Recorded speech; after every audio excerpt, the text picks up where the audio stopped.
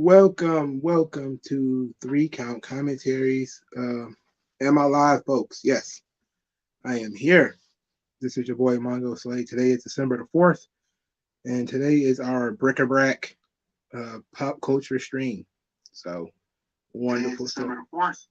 So wonderful stuff. December the 4th, very interesting day. Today is Jay-Z's birthday. It's also the death anniversary of our boy, Sweet James Jones, Pimp C.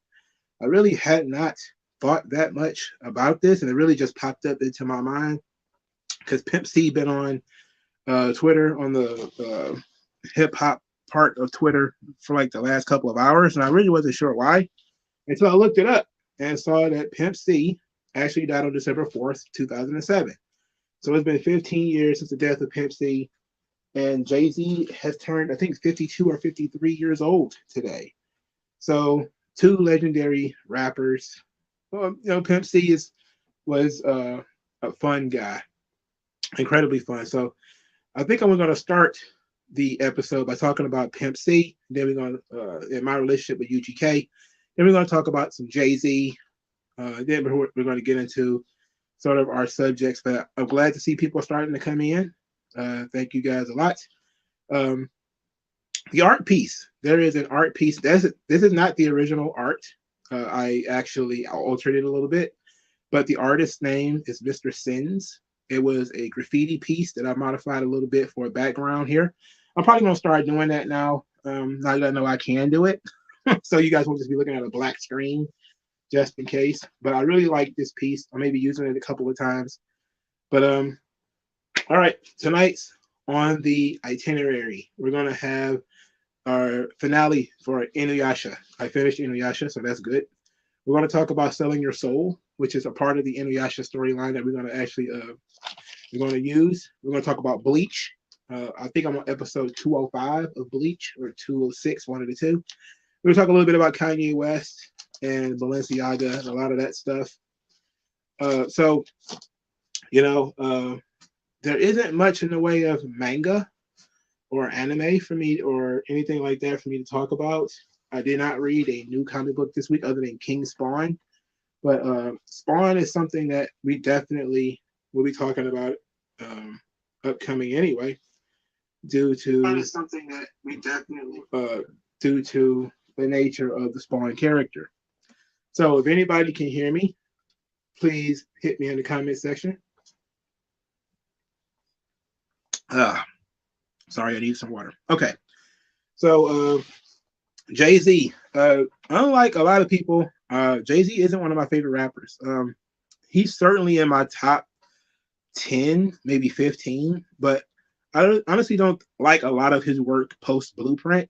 Like before Blueprint, I was actually a big fan of Jay-Z. Specifically, Reasonable Doubt. My favorite Jay-Z song, without a shadow of a doubt, is Imaginary Players. Dead Presidents is also an excellent track. I think Volume 2 is very good. I think Streets is watching. Oh shit. You can't hear me. Am I are you muted, TOD? Because I've already played this. You said he can't hear me. Can anybody else not hear me? Does anybody else not hear me? Let's see. How about that? Can you hear me now? TOD? Can you hear me now? Can anybody else hear me? Okay. What's happening here? Oh. Okay. There we go. All right. I mean, I make these mistakes. So, all right. So, like I was saying, Jay-Z is probably in my top 10 to 15. He kind of he slides along that list a little bit year by year. Well, as I become more and more familiar with more and more rappers, but it was hard for me to say people are better than Jay-Z because I think that he's an awesome lyricist, and despite the fact that he's probably not the best lyricist in the world, as some people tend to think that he is in some ways very charismatic. He's very witty. And I actually like that style. Top Dog, what's up? He says, speaking of Jay-Z, it's true that he was like R. Kelly with the underage women. I always wanted to know if that's true. Well, there's stories that he was hooking up with a young Beyonce. I don't know how true that is. I honestly have no idea whether that's true or not. But going actually looking at I'm looking at Jay-Z's his discography right now because it was hard for me to remember what albums came out after the Blueprint. And I was right the first time. I'm not really a big fan of the post Blueprint Jay-Z. I thought American Gangster was very good. That was excellent. But I'm not actually a huge fan of a lot of Jay-Z's discography. Reasonable Doubt was great. In My Lifetime, Volume 1. I thought that was pretty good too. You know, The City Is Mine is on there is pretty good. Imaginary Player was on this album. Okay, I knew something was rough. So Imaginary Players on there, Streets is Watching is excellent. Some of the tracks on here are not that great. Where I'm From, I like that. You Must Love Me, I like that too. I still think Reasonable Doubt is his best album overall. Brooklyn's Finest is excellent. Feeling It, Can I Live? Yeah, I still think those are probably his best two. The first two were probably the best two albums that he released. Of course, the Blueprint was massive. Blueprint 2 was okay. Black Album was also quite good, but I don't think it was on. I think his weakest album is probably the Dynasty Rock La Familia album. I really didn't like that, and it was a lot of features in that joint. It was like he was trying to put his team on, which is fine, but when you're not a big fan of those guys, it kind of starts weighing everything down. Kingdom Come was a post Blueprint album.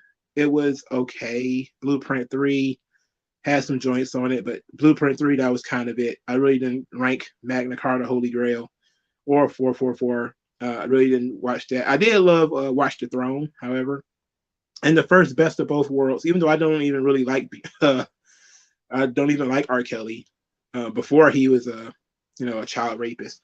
Wasn't a big fan of R. Kelly, but I like that. Um, it's interesting that I decided to title this whole thing "Selling Your Soul" because a lot of people thought that's what Jay-Z had done. Throwing up the diamond sign, doing the Illuminati stuff. Him and Beyonce with the Egyptian iconography. Some people just not sure how to take it, and a lot of people are quite frankly, if it's not Christian in nature, they feel like it's demonic or satanic or whatever. Anyway, but Jay-Z and Beyonce, kind of fell into that whole Egyptian stuff and Hova the God and all that kind of stuff. Kind of felt like he was a little bit heretical. That's all. It's all good. I think everybody has to have their own opinion on the subject, but I personally thought that, of course, I was not too offended by it. I mean, it's just Jay-Z being extra cocky. As far as him biting Biggie lyrics, I mean, he was doing it. He did a lot of borrowing from Biggie. I think it's probably a bigger deal that he borrowed his flow from Young Chris. That's kind of a bigger issue that I am concerned with. Not necessarily that he was borrowing lines from Big or whatever. It was mostly that he switched his whole flow up when Young Chris showed up. I know a lot of people are going to give me hell about that too because they think that didn't happen, but it did. It did happen that he started rapping a lot more like Young Chris when Young Chris showed up. And I know Young Chris when he started doing his mixtape thing, he was actually going at Jay-Z with that stuff. Jay-Z was a lot like he's a lot like another guy that's been floating around in the internet for a while, for the last week or so, getting roasted by people, Tim Pool, where I don't think there's anybody who loses a lot of friends is kind of suspicious, but at the same time, you have to know when you're in business and you're being successful, you tend to shed friends as you try to become more successful. And Jay-Z is a guy who's just kind of lost pretty much most of his friends. You have like tons of guys he was friends with in the rap game who, by 2007, they didn't like Jay-Z anymore. They were dissing him, like DMX, like Ja Rule, just a lot of guys who, came out of nowhere and were just kind of going at Jay-Z. And it's, of course, Dame Dash by that point was off the bandwagon because Rockefeller had been kind of snatched from up underneath him. So, I'm kind of suspicious of the whole Jay-Z thing, but I definitely think that he stopped putting in maximum effort after American Gangster. I think he stopped putting in so much effort. And I think he didn't put a lot of effort in once he started getting on anyway. He just kind of started skating on records. But I'm a big fan of Jay-Z. I just don't like his albums. I just think that as complete albums, sometimes they're lacking. But I think as an MC, he's top tier for sure. It's just I look at his discography and say to myself, do I really need to sit back and listen to a whole Jay-Z album? And to me, no, not really. Alto Johnson says, did you hear 50 Cent's How to Rob? What's your favorite verse? I haven't heard that song in forever. I do know it. I heard the song. I heard,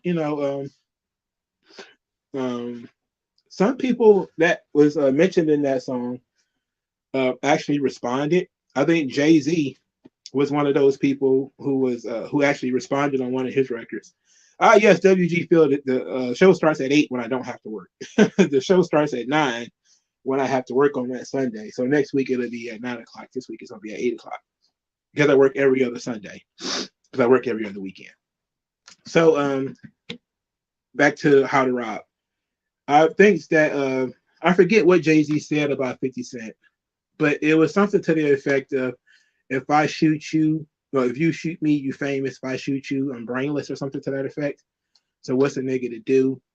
And, I get that, I get it, because 50 Cent was trying to get on. He was, trying to bait some people into battling him and getting at him on records and stuff like that with How to Rob, which is, it was absolutely just something that 50 Cent was using to get on. So it was a bait record, and some people bit and some people didn't. I think most people were smart enough not to take it.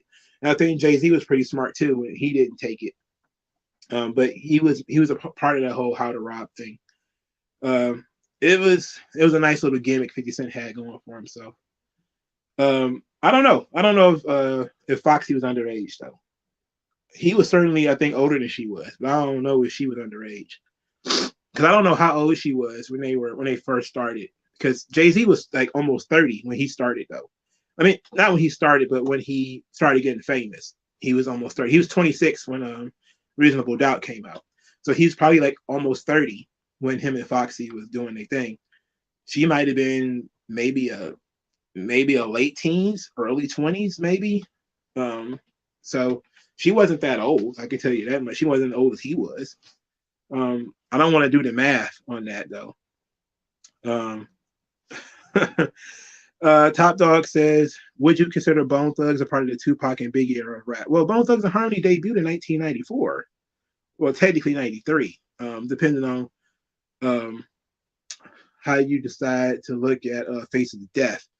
But yeah, Bone is definitely in that Tupac and Biggie era of rap.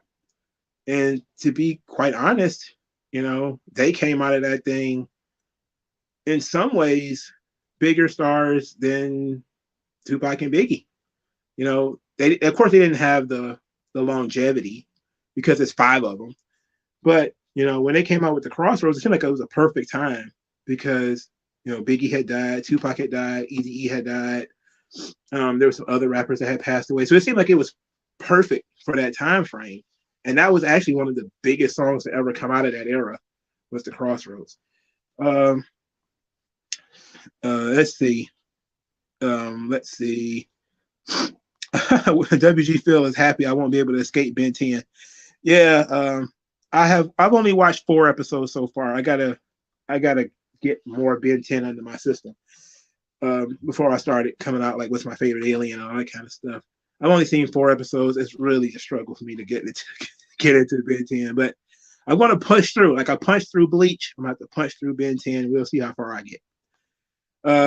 Foxy was 16 when she first came out. I don't know if she and Jay-Z started doing their thing when she first came out though.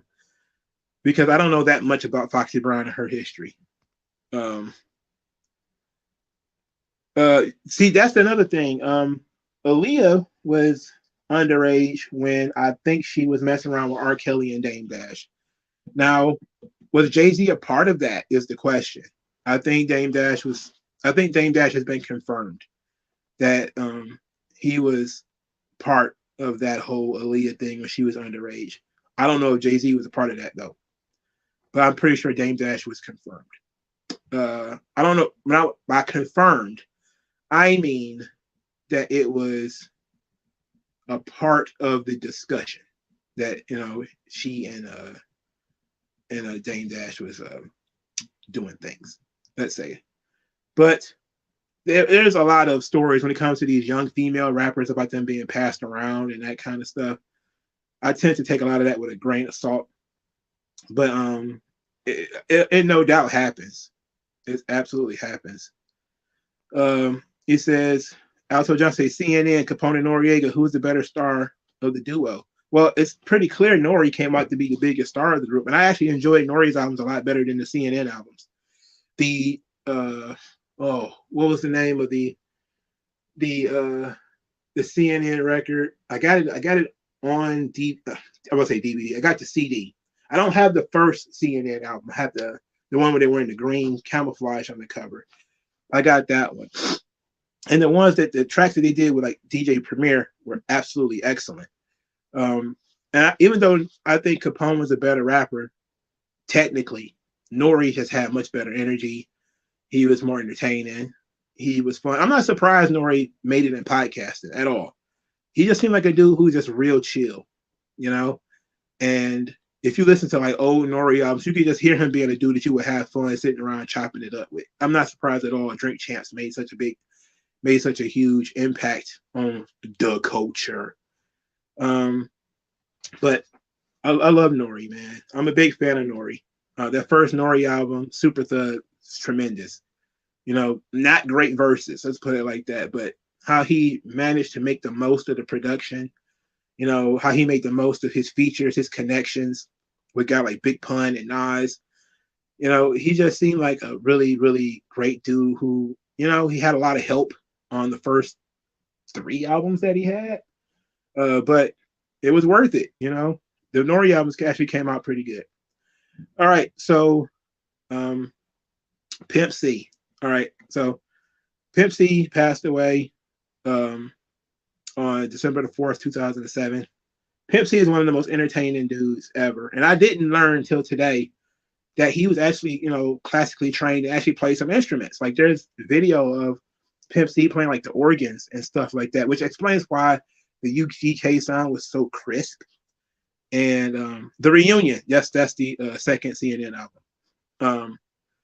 But Pimp C played a lot of the instruments. Like I knew he was the producer, he was doing a lot of the sampling, but Pimp C was hilarious. Like I don't even think Pimp C was that great of a rapper, but he just has hella quotable stuff. And the Sweet James Jones album, when he basically went on there and did a whole remix of the Luther Vandross joint when he was singing, was absolutely hilarious. I love Pimp C is so much fun. Like you gotta listen to that track, man. I forget what let me look at it. Let's see what it's called. It's coming up, I think. Yeah, it was with Lil Flip and Zero. It was tremendous. It was a really good song. Swing Down, Tennessee was a great song too. But that was off his solo album. The UGK albums themselves, tremendous. I think they had one called, I want to say Dirty Money, but Riding Dirty, of course, is the classic when it comes to UGK. Diamonds and Wood. Oh God, I love Diamonds and Wood.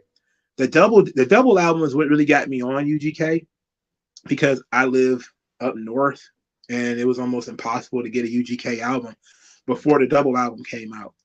And then people started to the record store started to sort of stock their back material. So I started being able to get CDs of UGK, stuff that I didn't know existed before.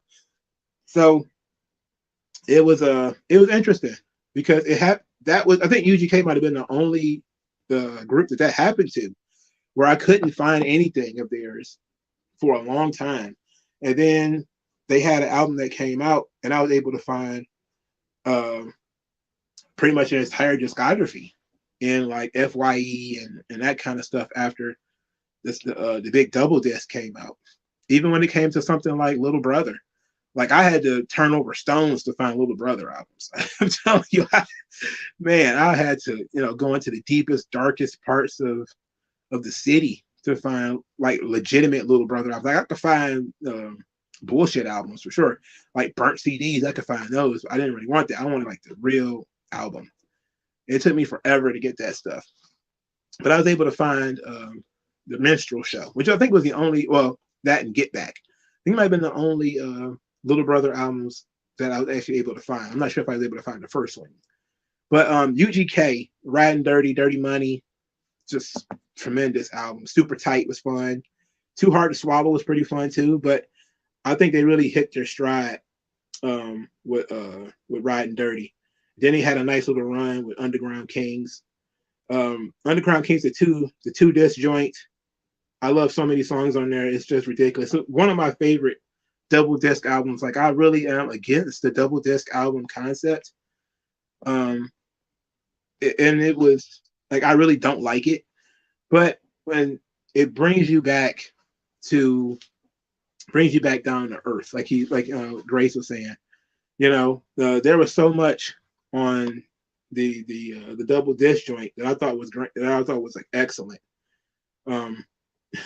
So it was like a real fun album, and I thought it was very interesting. They had Talib Kweli, who was like the most random feature for a southern rap group to have on an album is Talib Kweli, and they had him on there. I was like, that was interesting.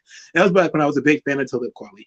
Not so much anymore, but it was fun, And Pimp C is one of the most funny dudes in the world. He put together this album, the Pimpalation album. I don't know. I think he put that together when he got out, but him and Manny Fresh had a song called Cheat on Your Man, which I send to every woman that I ever meet. I send her I sent her that song. And I sent her that song for a very specific reason. Because I want to see what she's gonna say. And then I want to see if she thinks it's funny. If she doesn't think it's funny, she doesn't have a sense of humor. And if you don't have a sense of humor, I can't fuck with you. You don't have to agree with the song. Just have to think the song is funny. And the song is fucking hilarious. Just the ridiculousness of it. But there's so many chopped and screwed joints on here. I don't like chopped and screwed like albums. I like the samples though. Like when they chop the samples, that's dope. When they chop and screw the whole song, I'm not interested. That's I can't get down with that. But Pimpalation was also an album that I don't think Pimp C did himself. There was a lot of Mike Dean on there, some Corey Moe on there. I like that too. So I really liked the Pimpalation album. It was a fun record. I miss Pimp C. He was hilarious. He's a hilarious dude, very entertaining. What the game's been missing, I definitely think if we were to have like a Pimp C around today, he'd be treated just like they treat Boosie. Like they treat Boosie like he like the oldest nigga in the world.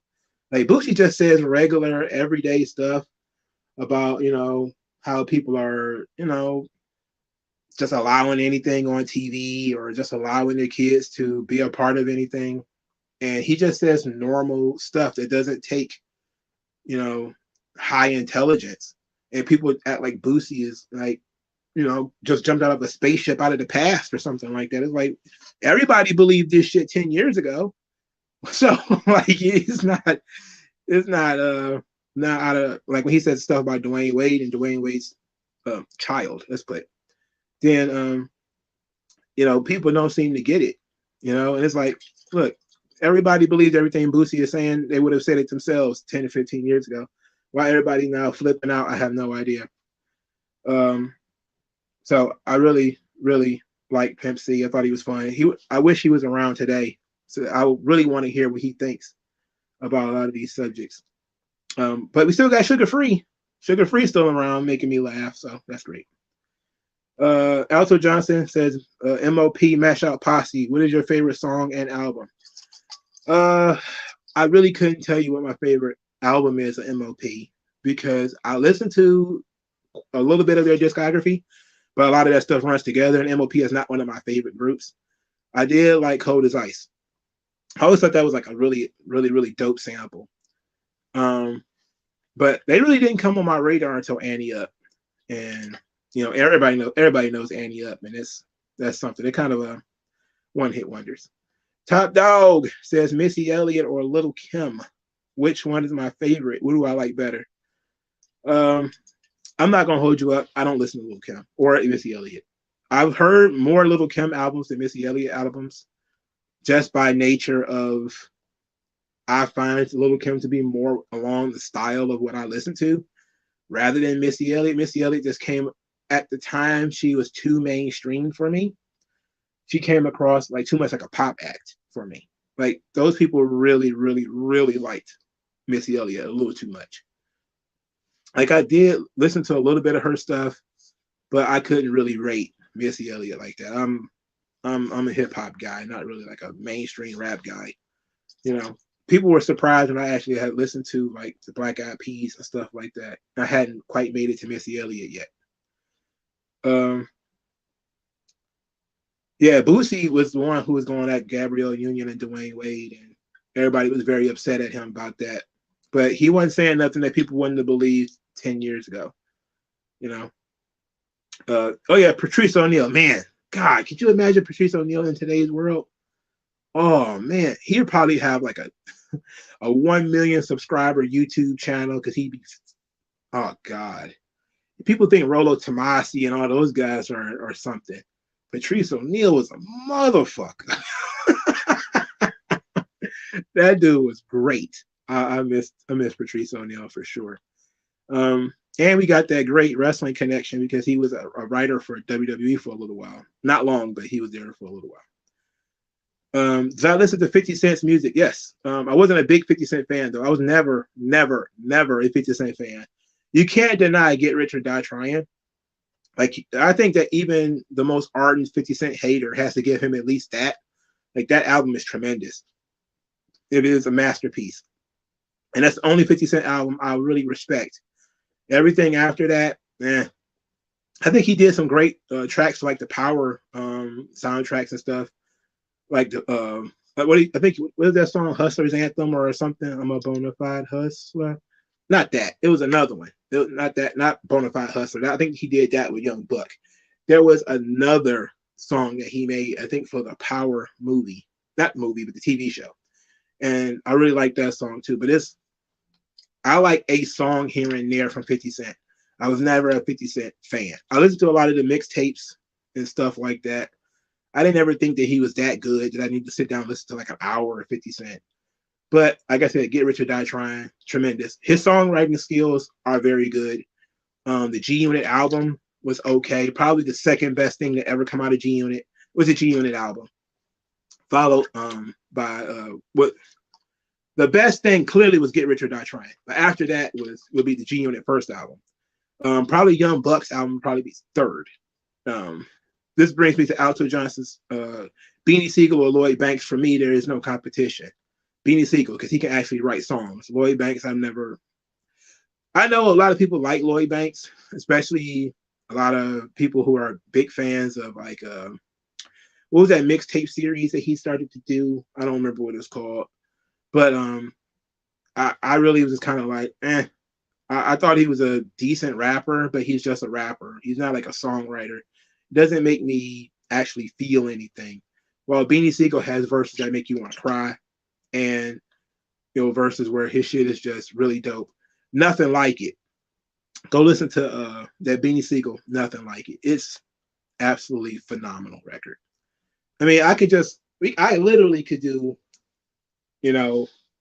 all day on Beanie Siegel. I love Beanie Siegel. He is tremendous. Lloyd Banks is just okay to me. Lloyd Banks is in that same class of guys like Joel Santana, where it's, well, no, because I like Joel Santana more than Beanie Siegel. Not more than Beanie Siegel, but more than Lloyd Banks. Because at least Joel Santana is fucking hilarious. Like, he's legitimately hilarious. The TOD says, Patrice O'Neal exposed Bill Cosby. He would be a champion in today's world. Well, a lot of people have been talking about Bill Cosby. Technically, Aries Spears is the one I think that really kind of put a real spotlight on Bill Cosby. But people have been talking about Bill Cosby for years because a lot of this stuff was going on since the 80s. People threatening to file lawsuits against him, all that stuff. That stuff had been going on forever. So a lot of people who are a little bit older, a little bit older than me, I should say, they were already aware of a lot of that stuff. Michael Larry Dyson wrote an entire book filled with stuff about Bill Cosby because he was very mad at Bill Cosby. Was one of the first books that I ever read was the Is Bill Cosby Right book by Michael Larry Dyson. And let me see if I still got it on my bookshelf because I'm not sure if I still have it. I remember buying it, and I'm the kind of guy that I have books. I have them for a long time, and then I'll let people borrow them, and then sometimes I don't get them back. So I'm not sure if I still got it or not. But I did read the Is Bill Cosby Right? And looking back on it, a lot of stuff in that book was probably bullshit. But I was on tip where I was mad at Bill Cosby too. So it seemed like, yeah, fuck Bill Cosby, And I still think that even if he did shit that was wrong, it doesn't negate what he was saying. A lot of the stuff that he was saying was still true, you know. That's just kind of how it is. Even if he didn't live up to his own standards and he was a hypocrite, it doesn't change what he said. What he said was still true. But no, I don't have Is Bill Cosby Right? I don't have it. So clearly I must have lent it out or gave it away and never got it back. That's the downside of kind of messing with the kind of girls I like. Is I give them stuff like books or whatever, and I expect it back, and then I stop talking to her and I never get them back. So there it is. I like chicks that read.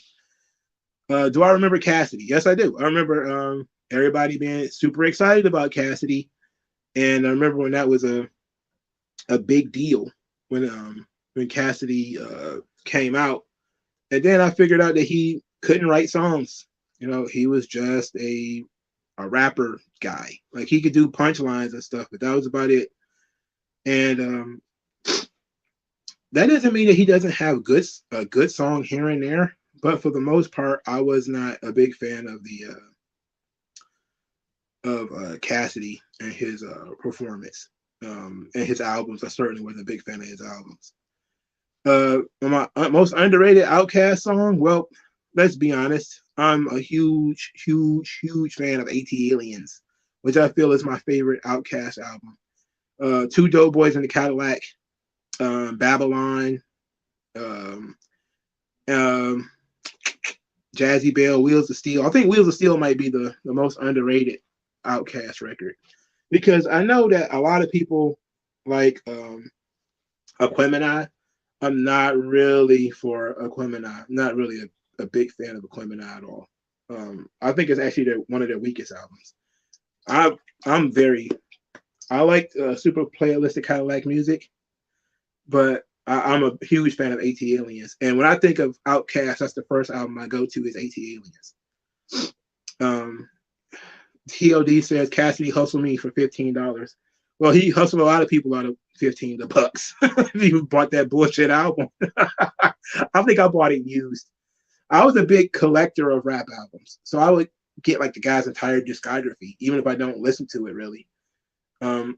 So I probably got every Cassidy album, I think, but I locked my my albums in a goddamn drawer, so I can't get them out yet. I have to get somebody to help me get this drawer open because it's in a big case, like one of those big CD cases. And I closed it up, slid the door closed, and now it's popped back open, and I can't get it open, so I'm stuck. Skew It on the Barbecue is a good song too. Yeah, I like that too. Was I ever a rock and roll fan? Well, I was one of the one kids in the hood who knew who Metallica was. Like, I knew who Radiohead was. I watched MTV for something other than Beavis and Butthead or Undergrass or something like that, Daria. I like rock music. I've grown more into it over time. Big fan of AC/DC, Led Zeppelin, the Black Keys, one of my favorite bands right now. I was kind of into Now I was about to say the Red Hot Chili Peppers, but it's not Red Hot Chili Peppers. It's it's not. Bon Jovi was good too, but not Bon Jovi. It is Guns N' Roses. I was a really big fan of Guns N' Roses too.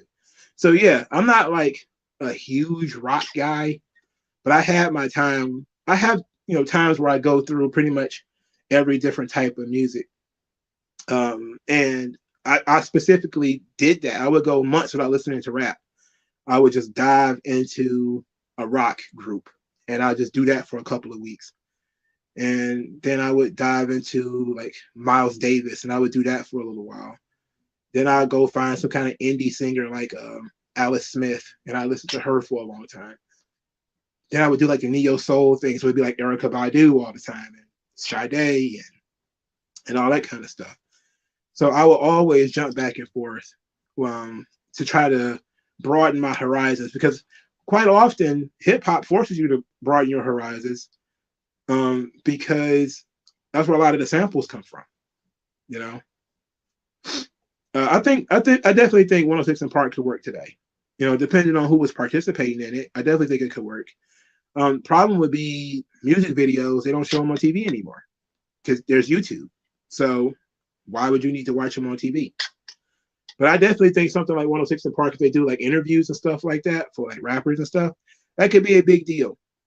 It could still work as because I think television is still a good mode of marketing and stuff like that. You can't turn too far. You can't turn away from it too much. I started talking about rap. I'm already talking about rap longer than I wanted to. Steven Smith says, "Where do you see the future for hip hop is gone? Because to me, it's dead, brother. That's why I have to go to the indie scene."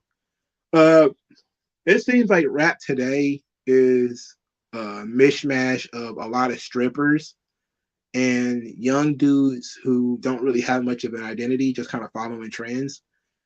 There's not a lot of lyricism, not a lot of counterculture.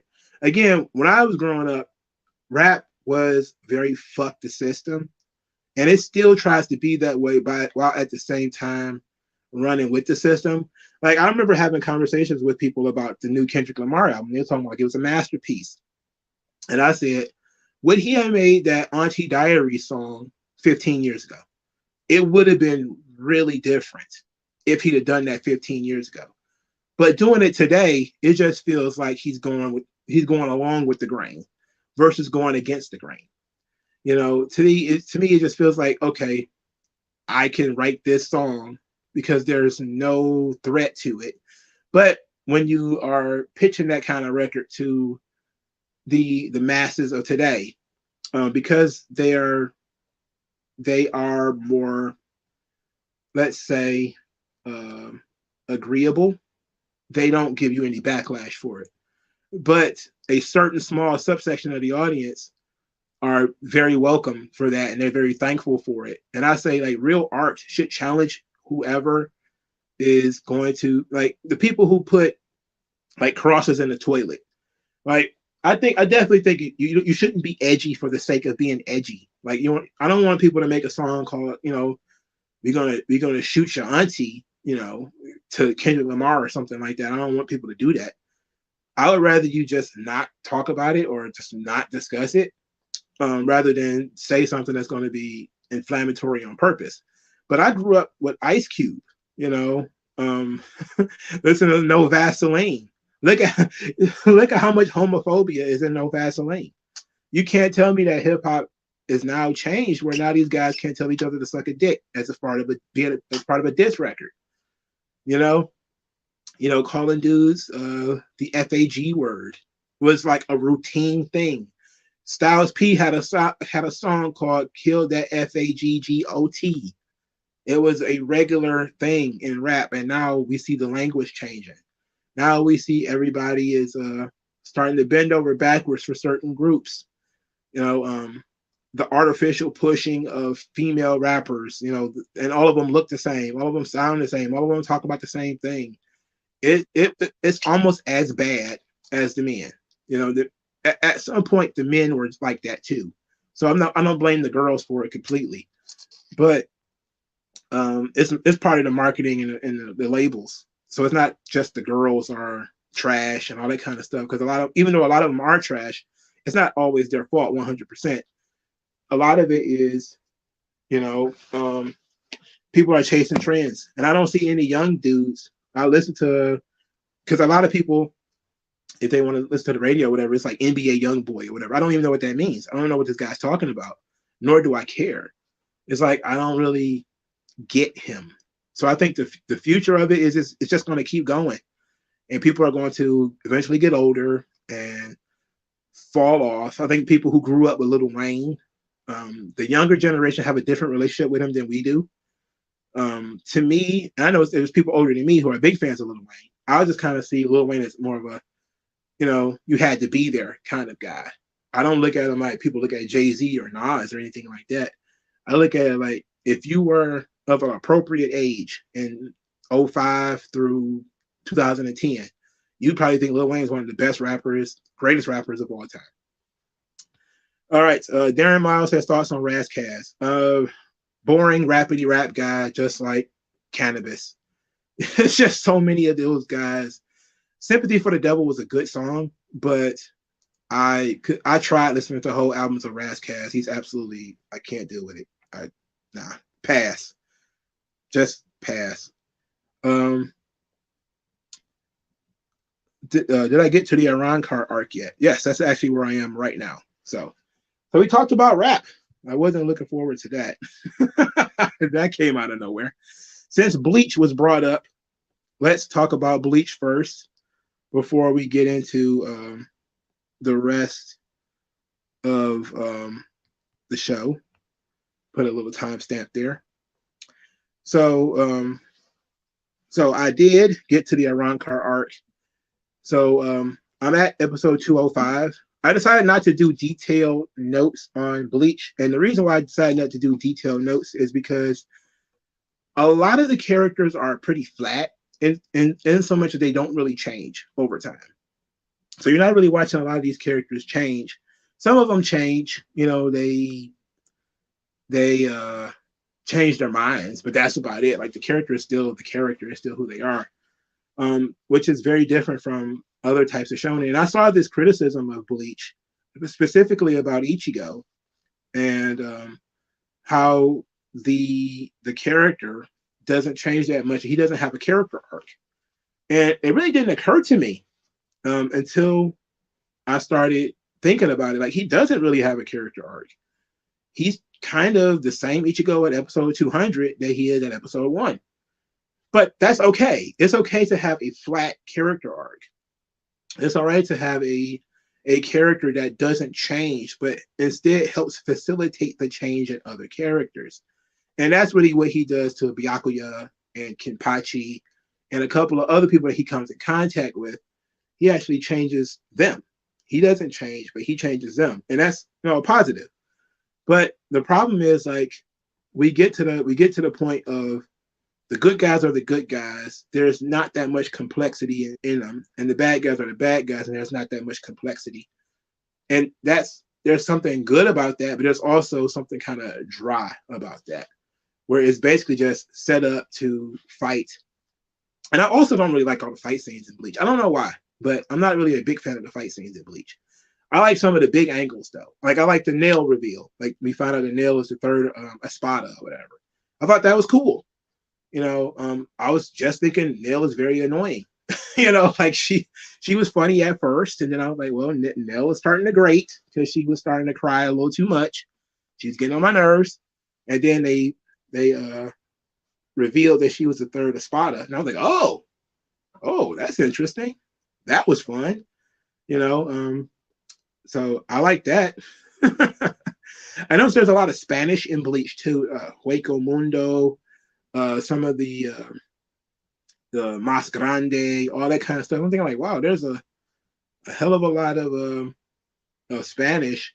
And then you see the masks, and I'm thinking to myself, is this supposed to be like Lucha Libre, like culture? Because it's a lot of pretty good Lucha Libre culture in Japan, believe it or not.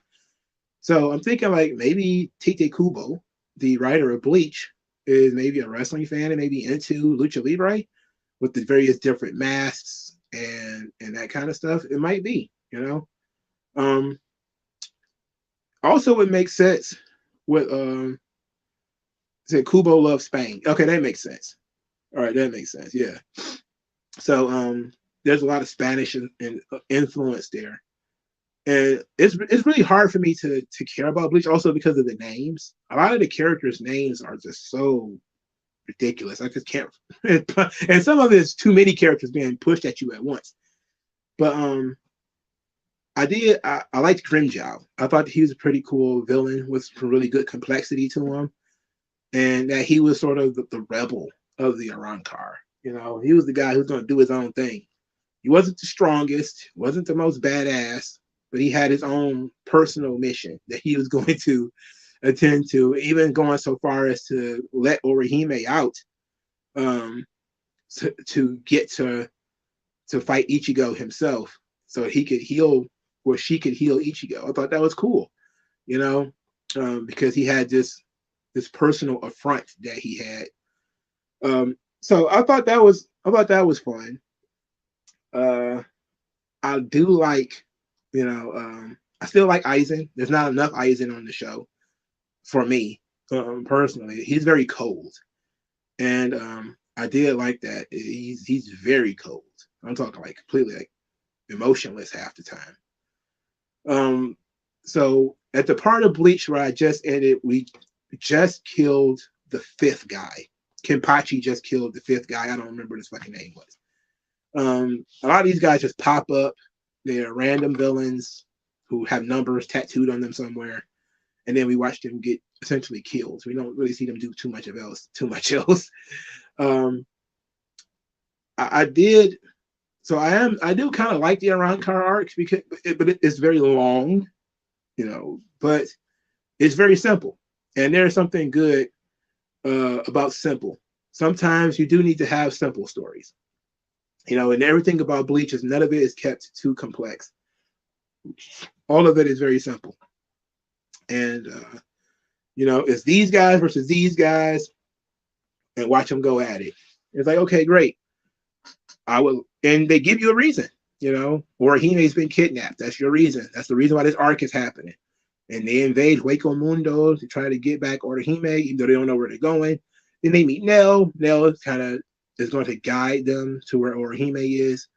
So, you know, I could criticize the show for this being like the second invasion going to save the girl arc, but I won't, because the reason why they kidnapped Orihime makes sense. You know, she has this very unique, it's not even a healing power, just a very unique ability that Aizen wants to control. You know, and he talked her into basically surrendering of her quote unquote own free will, but she didn't, as much as, you know, she was threatened and she just kind of went along with the threat rather than let everybody else be sacrificed.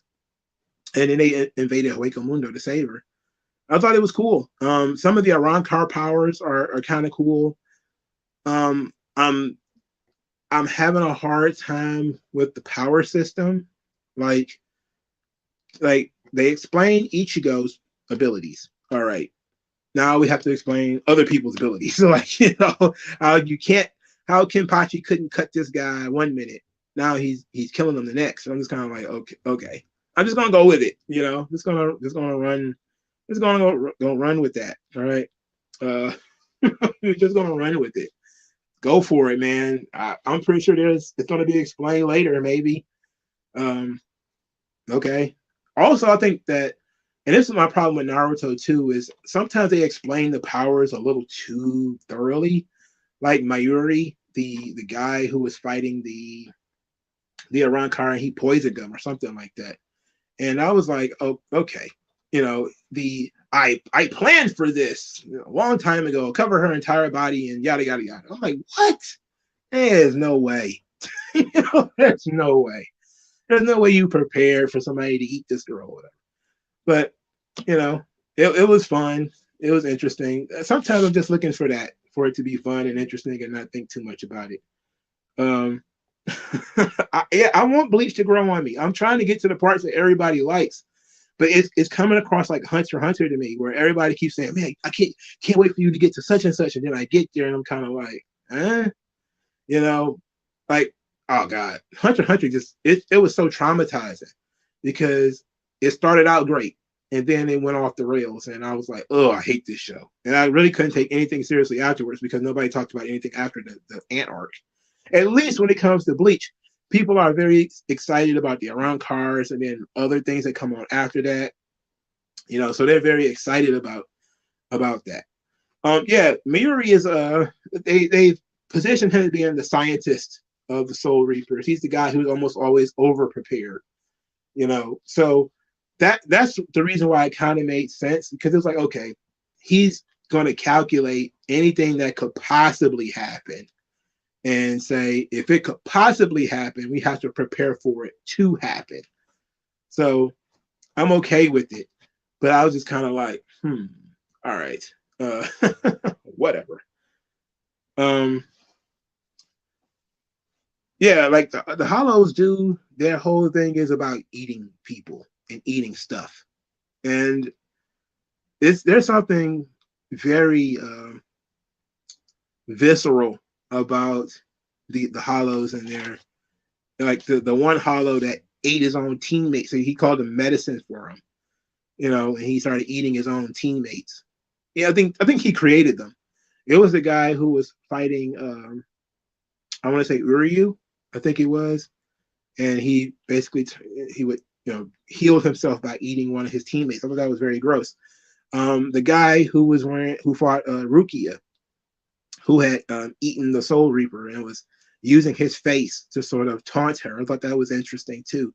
I thought it would have been interesting if it just been like a hollow version of the guy rather than, you know, a hollow taking on his form, you know. But it was okay. It wasn't terrible.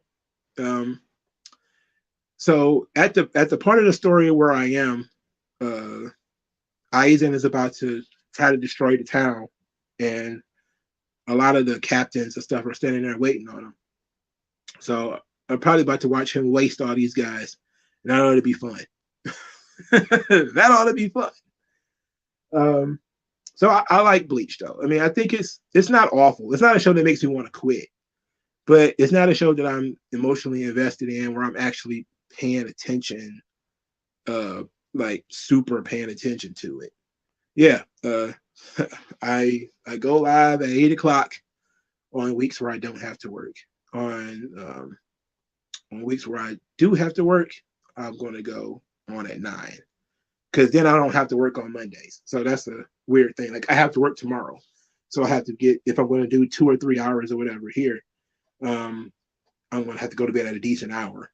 So if I can give you guys 2 or 3 hours here to go to bed at 10 or 11, that's different than if I have to go to bed at 1 in the morning or 12 o'clock or whatever and get up at 5. So it's a little different. He says Aizen versus Gote, the certified hood classic. Okay, I guess we're going to get there eventually, right? Will I talk about Gungrave? Well, I could. I haven't watched Gungrave all the way through in several years, but I've watched it enough where I could tell you the entire plot of fucking Gungrave. Okay. For starters, it's based on a video game series. Let's talk about Gungrave for a minute, so I can get people to watch it, because I really want people to go watch Gungrave. Okay. So Gungrave is positioned like a mafia mob story. There's these two guys. They're Brandon Heat and oh fuck, what's the other guy's name? Well, anyway, Brandon is the main character, and he is the strong, silent friend of the more charismatic, outgoing. Fuck the name of the other guy. I'm trying to remember what his name is. I'll remember it eventually. And they start out as young punks in the hood. You know, they're orphans, they're poor, they're broke as fuck, and they're going out committing petty crimes with their small crew. And they end up, you know, getting involved in these small-time gang wars and all this kind of stuff. And they end up crossing the paths with the big organization, the big Millennium, you know, the big organization, the big mafia. And they give off very Godfather, Harry McDowell. There we go, Harry McDowell. So they give away these Godfather like true mob feels. So a member of Millennium, I think it was, or he's a former member or something like that, gets tied up in this thing. And fast forward, you have to watch it for yourself. Harry wants to join Millennium, and it's his whole, his opportunity to get out of the slums. Is he wants to join Millennium to get out of the slums. Brandon, however, has his girlfriend that is in the slums with him, and he would prefer to stay with her. But then he chooses because he's the big dumb dog of the situation, even though he doesn't, is more of an act than anything. He's the very loyal dog of Harry McDowell. He's the beta friend. Harry speaks for him. Harry can, takes care of him. He takes care of Harry, that kind of thing. And he ends up joining Millennium because Harry joined, and because Julia, I think her name is Julia, joined the organization, even though she went to go live with her uncle, quote unquote. And Brandon and Harry start out as small-time guys in Millennium, and they started working their way up. Harry is like ruthless. I mean, talk about cutthroat. He's one of the most evil motherfuckers. Even when he's on Brandon's side, he's one of the most evil motherfuckers that you could think of. He's setting people up for failure, but he's doing his job. He's an excellent mobster, but he's an evil son of a bitch. And Brandon is just the enforcer. Brandon is literally he doesn't say much. He just pulls out his gun. He shoots stuff. That's kind of it. The main conflict of the entire Gungrave series comes at where Harry is now wants to be the boss. Harry has been passed over. Even though he worked very hard, he's passed over wanting to be the boss because the boss doesn't really trust Harry. Maria, where did I get Julia from? I was thinking of Cowboy Bebop. Yeah. All right, so Maria is her name. Maria, right? I get Maria and Julia, okay. Because they have similar, the mafia things of Bebop and Gungrave, right? Pretty simple. But they have the big thing where Harry is a traitor. Harry is going to try to kill the boss. And Harry tells Brandon he's going to kill the boss, and he thinks that Brandon's going to be on his side, but Brandon is in the mafia life now too. And they took this oath that, traitors deserve only one thing. They deserve only death. And Harry has told Brandon he's going to kill the boss. And Brandon's like, he pulls a gun on Harry.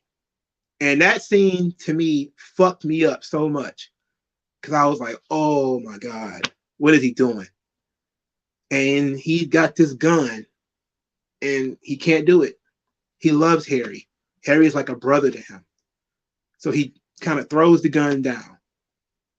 And I can't spoil it from there, but it ends up with Brandon being reanimated as this zombified warrior, and him going to battle Millennium as Harry is still alive. And it is tremendous. The video game shows you, like, you start out with Brandon as already a zombified warrior carrying a giant fucking casket full of weapons. That's, and the fucking casket is a weapon too. So that's how the game starts. The anime, you get to see the entire backstory all the way to the end. And you really, really feel bad. That shit's gonna fuck you up. I'm telling you. If you watch Gungrave from the beginning, watch the show. I don't know if you could probably find it on an emulator or whatever to find the game, but watch the show. All right. The show is fucking great because it's one of the best themes is about loyalty and who are you loyal to and why. Right. So you learn, Brandon being loyal to Harry cost him his life. You learn that Harry he was loyal to Brandon, but he wasn't loyal to the organization. Maria her loyalty was she also had a loyalty to Brandon, but she also had a loyalty to the organization, and she was kind of being pulled back and forth, and then the decision was made on her behalf, and then she made the decision that she wanted to make. And You know, it ended up hurting Brandon's heart, and it actually made Harry lose respect for Brandon. So it's a very interesting, complex story.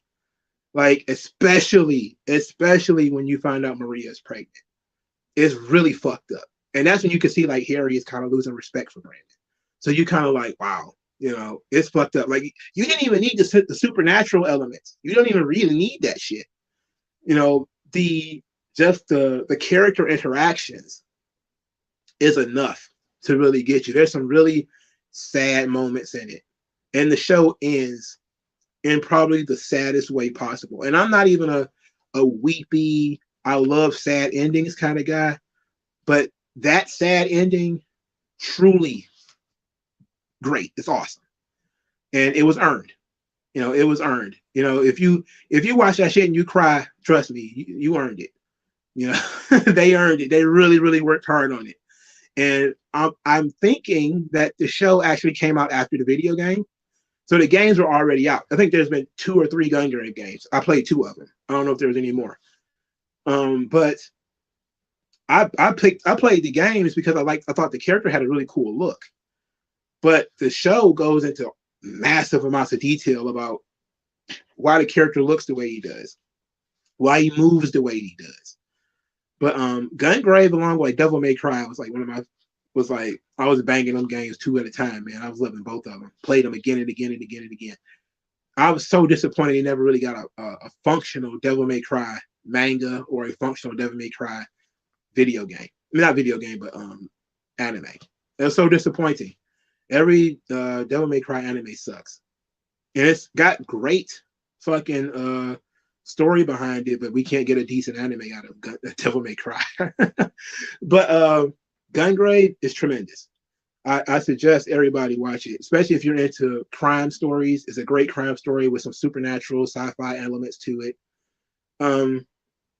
And to be quite honest, it kind of fits the theme of tonight's show, which is selling your soul. You know, that's kind of what Harry has to do in this situation. And it's psychologically just terrifying, you know, to watch these 2 guys who grew up from childhood, literal childhood, now at each other's throats. It's awful, you know, it's truly awful, but it's far deeper than the way I explained it. But yeah, it's tremendous. I suggest everybody watch Gungrave. It's one of my favorite anime, period. Like, without a doubt, one of my favorite. I remember I didn't know it existed until I stumbled across it, I think, in an FYE. They had the entire box set of Gungrave. And I looked and I was like, I did not know this anime existed. So I didn't have YouTube or anything like that at the time to look it up to see if it was any good or not. I just took a leap of faith and bought the used box set. Still one of my favorite shows, and it's making me want to watch it. And I think we might actually have to do a rewatch of Gungrave. It's not a long series either. I think it's like maybe 26 episodes, maybe. You know, maybe a little bit more. I could probably finish Gungrave in a couple of days, a couple of hours. You know, I fucking love that show. So I want to give everybody else a chance to watch it first, and then I guess we'll do it maybe next year. But because I definitely haven't seen Gungrave in a long time. But I do want to do a Gungrave review, because that would be excellent. I just want to give people who had never seen it an opportunity to go see it. All right. So speaking of shows that I haven't seen in a long time, before this year, I had not watched Inuyasha in years. And I still like Inuyasha as much as I did before. Hell, I have a greater appreciation for it now than I did before. But I did not like the final act. The final act, I think it moved too fast. It lacked the character, the emotional, the drama of the previous, I don't know what, 200 episodes of Inuyasha. So when you start getting into the final act, it starts moving at a nice clip. I'm guessing from what people have told me and what I've heard, the show was actually canceled. and then it was picked up to be finished, and then they kind of rushed through the last, I don't know, what was it, 12, 26 episodes or whatever of the final act, and they had to really like punch through it. So there wasn't a lot of time given to like the new incarnations of Naraku, or the jewel being a sentient entity and all that kind of stuff, which I felt was like, whoa, you're just kind of launching this shit at me now. All these different forms of Inuyasha's sword, most of which is pointless and don't really do anything. They have their purpose, but they really don't lead to that much in the end. So ultimately, the end of the show was controversial as far as I'm concerned. They end up doing battle inside of Naraku's body. He's transformed himself into a giant spider, and he's lured them inside of him. And we learn that the jewel, which is of course made up of demons and as a sorceress and all that kind of stuff trapped inside the jewel.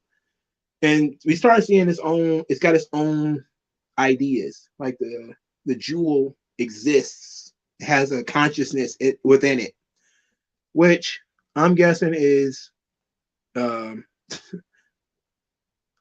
me, it came across almost like the end of Full Metal Alchemist, the original 2003 series, where it's like, okay, you have to explain that a little bit more. Like, I can buy into it, but we need to explain that a little bit more, because we don't understand. Like, this was just thrust upon us that the jewel had its own sentience. Like, that was just thrust upon me.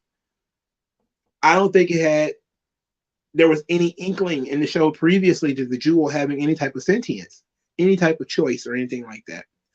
So then we learned that the jewel is the final boss, essentially. And I spent several weeks on here talking about how Naraku was the source of all evil. And it's still true. He is sort of the source of all evil. But then you realize, too, that Naraku, at the very end, you realize that he was being manipulated by the jewel. And the jewel doesn't want to be pure. It wants to be corrupt. Because the jewel, as we've told from the very beginning, it makes demons more powerful, And the more corrupt the jewel shard, the stronger the demon, the stronger the jewel is, or whatever. And this is what Naraku has been trying to do the whole time. It's been his mission to make the jewel, to defile the jewel as much as possible, to make it as corrupt as possible. Not to just make himself stronger, but apparently now because the jewel wanted it that way. And I was like, you know what? I'm glad this was the end.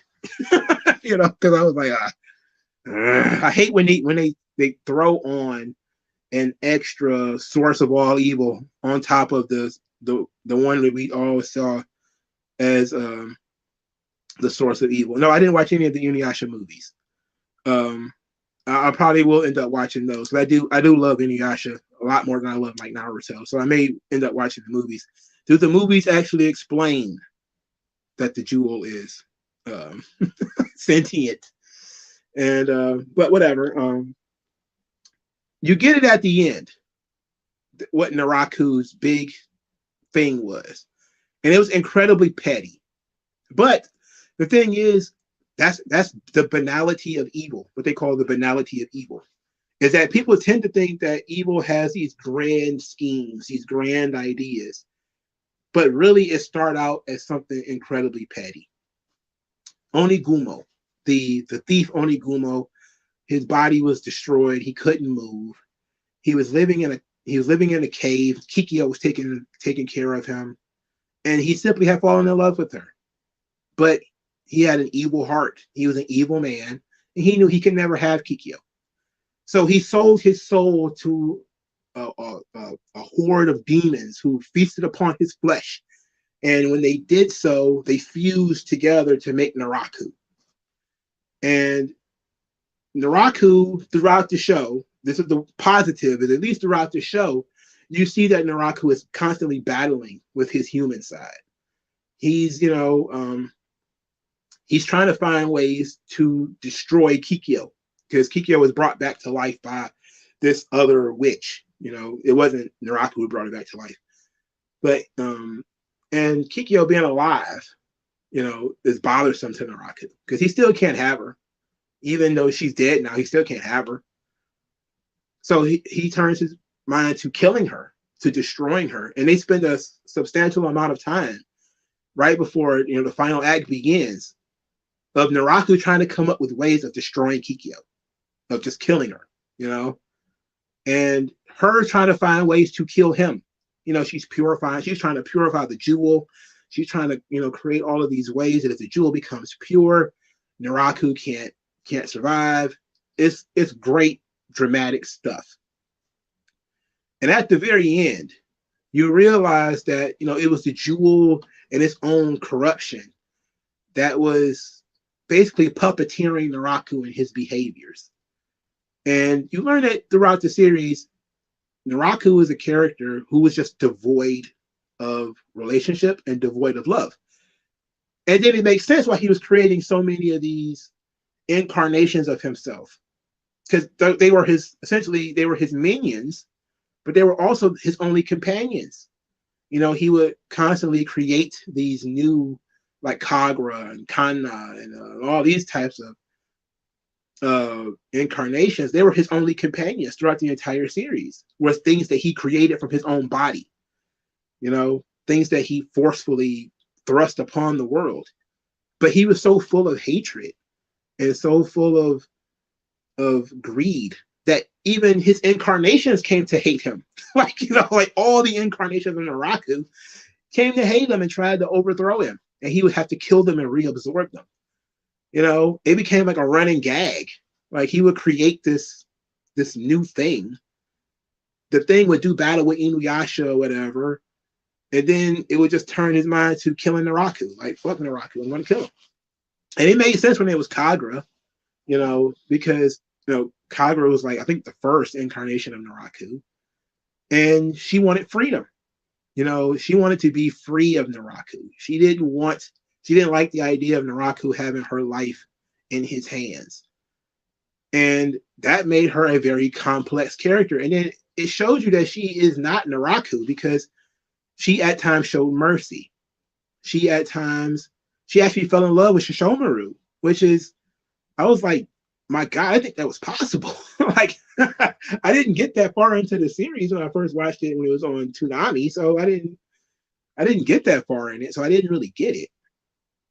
But I was like, she had her own little existence, you know, and it was incredible when she got killed, because Naraku very coldly returned her heart to her, but pierced it at the same time. So she was only free for 2 or 3 minutes before she fucking vanished and died. It was cold-blooded, you know, a little anticlimactic, but it was cold-blooded. You know, like, I'll give you your freedom, but it's only going to be for a short amount of time. And she died free, and she got an opportunity to see Shishomaru, and they had a moment, which I actually liked. I liked the character arc of Shishomaru. How, and they always say, if you really want to turn a person, especially a person who is a villain, into either an anti-hero, which is what Shishomaru ends up being, or a good guy, put him with a kid or a pet. And giving Rin to Shishomaru definitely changed his character. And there was several episodes where you see he actually cares so much about Rin. And he goes to the underworld searching for Rin, you know, trying to help her and everything. So you see that Shishomaru he's changing throughout this story. He actually respects Kagura's feelings towards him and actually went to go see her as she was dying, you know? And it was very touching. It was one of the many super emotional moments of Inuyasha. And it wasn't sappy. It wasn't like, I love you.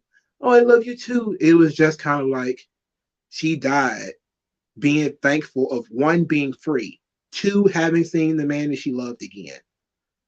And they didn't really exchange too many words, except Shishomaru told her, I knew it was you. When she thought, okay, you came here thinking Naraku was here and you were going to kill Naraku. But he was like, no, I knew it was you. And that was enough to like for her to die with a smile on her face. And you have to understand how fucking romantic and how touching that is. And it fits the Shisomaru character perfectly because he's not overly emotional. He gives these little acknowledgments. Like at the end of the series where you see that Ren is no longer living with him. And, you know, there's a question of, you know, why she's not there. And he kind of has this decision where he's his father figure. He has to make a decision that's what's best for the girl. Ren is a human child. She can't, you know, constantly hang around the dog demon guy all the time, even though she may love him as a father figure. It's not good for her to hang out with demons all the time. So he leaves her with the humans, but he still takes care of her. He brings her stuff. Like he brings her dresses and things like that. And you're like, God, that's fucking touching, you know? And he don't want anybody to talk about it. Like, don't mention that he did it. But you recognize that it's little things with him that matter so much. And then you learn from like a character like Naraku, who is devoid of these relationships. And everything that he has done has been to reject these relationships or poison them in any way possible. And you look at all the different relationships that Naraku had put himself in the middle of, you know, for instance, the Inuyasha Kikyo, which is the beginning, which creates the entire story, was Naraku, you know, couldn't have Kikyo, so he decided to kill her. And he did so while, you know, wearing Inuyasha's face, which turned Kikyo against Inuyasha. So when she was reborn hating Inuyasha. Then you got Kohaku and Sango. Kohaku is, you know, controlled. He kills his entire family. Almost kills Sango. Sango has to watch her little brother murder her father and all of these people in her village. And then he's brought back to life by Naraku with the jewel shard in his neck and everything. And he becomes like this dangling plot thread as he consistently pops up whenever Naraku wants to fuck with Sango. You know, like, so it's like, it's perfect. You see that all these little relationships that Naraku tried to get into the middle of. He tried to get Moroku to use the wind tunnel to kill himself, you know, so that Moroku and Sango couldn't be together. Like, that shit really hits you at the end. That's what an end's supposed to do. The end of a story is supposed to make everything that happened before it make sense. Not just it hangs on the beginning, which I know you've heard 100 times. That's not just it. It's also supposed to make everything that you saw up to that point make sense. You know, it's supposed to tie everything together. And when you see that Naraku is a character who is completely devoid of love, completely devoid of relationships, completely devoid of compassion and companionship and whatever, even among versions of himself, you see why he was, you know, even when he has dealings with other demons, like the bird demons.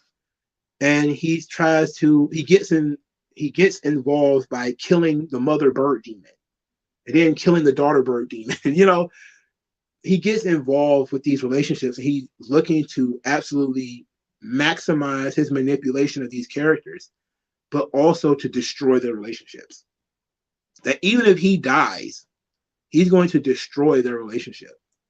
You know, he's going to make it impossible for them to be happy. And you learn at the end that the characters truly can't be happy as long as Naraku is around. You know, and then you learn, of course, it is the jewel shard. You can't be happy as long as the jewels is around, because they have to wish the jewel out of existence in order to save everybody. Which I was like, okay, sure, whatever. I wasn't thrilled about the whole jewel being sentient, the jewel granting wishes and all that kind of stuff. I don't think we were ever told that the jewel could grant wishes. I don't think we were ever told that. We were just told that the jewel, with what matter of fact, yes, we were. We were told that the power of the jewel can make Inuyasha either fully demon or fully human. But we were never told that was a wish that he could make. Instead of that's just the power of the jewel. Like the jewel is like a gun. Like the gun, you can use it to protect yourself, or you can use it to murder somebody else. That the jewel will be something similar, where, you know, you have to wish upon a star. And maybe I kind of missed that. But the jewel, what Naraku really wanted was Kikyo's heart. He really wanted Kikyo to love him, but he killed her. So she can't love you. You killed her. And then when she was brought back to life, she still had no real feelings towards Onigumo. He was an evil thief that was that she took care of in the cave. She had pity for him. She didn't love him. And so he figured, well, fuck it, you don't love me, you can't love anybody. So Inuyasha is a perfect story of Onigumo selling his soul for vengeance, against an affront that nobody even recognized, really. That nobody except maybe Kaede, who I think Kikyo probably did know how Onigumo felt about her. Very few people knew that. So it was more of a thing where he just he was filled with such overwhelming hatred from that rejection. Which, I mean, what could you do? He couldn't fucking move. He was like burned alive or something like that. He was trapped inside of his own body. So it was a very awesome show. I think the final act kind of ruined it. Alto Johnson is telling me that the manga was better. Okay. I want to read the manga eventually. Something telling me that the manga is going to be different than the show. I wonder how much different. But it was nice seeing Kagome and Inuyasha get married. Well, hearing about them get married because we didn't get to see them get married. They did an interesting thing where they aged Kagome up to legal age before they did it. They didn't, because she was 15 when the show starts, and then she had her 16th birthday, and then they aged her up 3 years. They had her trapped inside the jewel or whatever for a few years so that she could be aged up. Okay. Or they had them separated by space and time for a couple of years. And when they were finally reunited, Kagome was of a legal age. So that was nice. Did not watch Yashihime yet. I looked up Yashihime, and I found that I think this, despite the fact that the original writer of Inuyasha is behind it, I don't think it's her project. I think it's somebody else's project. So no, I haven't watched it. I haven't watched Boruto either. I saw what I needed to see, but maybe I'll look it up and see what other people think of it, and maybe one day in the future I'll go after it. Ali Hankerson says, "What's my take on the Watchmen movie?" I didn't hate the Watchmen movie. I actually liked it. It fixed the ending to the Watchmen. I know that Alan Moore, when he wrote the Watchmen, he wrote it designed for a certain way because he did not want it adapted. And I don't know if he was able to see the future, but random aliens popping up. But he also wrote it with the general idea that it would be like that there needed to be something to happen to humanity that would bring everybody together, and that would stop the crime and stop the murders and all this kind of stuff, and it would unite humanity. And everybody used to say that the only thing that could unite humanity is, creatures from outer space or something like that. And so that's kind of what he decided to go with. But one thing that could also unite humanity is severe nuclear usage of weapons, destruction of cities and stuff like that, natural disasters, things like that. And so the movie kind of went with that direction, and it was fine. I think I didn't hate it. It was a little bit more superhero-y than the comic book is. It truly leaned into being a superhero thing, not so much of a actual Watchmen. Like, there's no superheroing in Watchmen, the comic book. There's no superhero. There are no superheroes there. They're called superheroes, but you never see them doing superhero stuff. They don't go out and fight crime and shit. They don't really. But in the movie, they kind of do, you know. But it's a lot more familiar than that fucking TV show, and that's just from what I heard about the TV show. I didn't watch it because I'm becoming a little bit like more like Alan Moore, where I was kind of like, look, I didn't see the purpose of that fucking TV show. I didn't see the purpose of it. So whatever. What's my take on the Resident Evil movie franchises? Okay, I don't hate them as much as everybody else does. I wish they were more realistic and more to what the game is. But as dumb action movies, I didn't hate it. So with they changed it by just creating a super soldier named Alice, who can, you know, just mow down tons and tons of zombies, and Umbrella created creatures, lickers, and whatever else is, and you know, that's not in the game series. Like, the game series is very, very fucking easy to adapt if they just wanted to just do the fucking game series. You can absolutely do Resident Evil in a way that works, but Hollywood just refuses to do it. They just refuse to do it in a way that would just do Resident Evil right. But I didn't hate the movie series. They weren't anywhere nothing like the games though. Nothing like the games. Nothing. It's completely different. But I didn't hate them. I collected them. I got all of them. I just don't understand how, you know, one felt so disjointed from the rest of them. The first one is incredibly disjointed from the rest of those games. You know, very disjointed. Ali Hankerson says Watchmen is often compared to The Boys and Invincible. The Boys I understand, but Invincible is more of a celebration of hero, while The Boys and The Watchmen demonize heroes. I agree with that. Invincible, I haven't completely, like, I watched the cartoon series, but I haven't read the comics, so I can't tell you what it is. But the idea is that people are sick of deconstructions.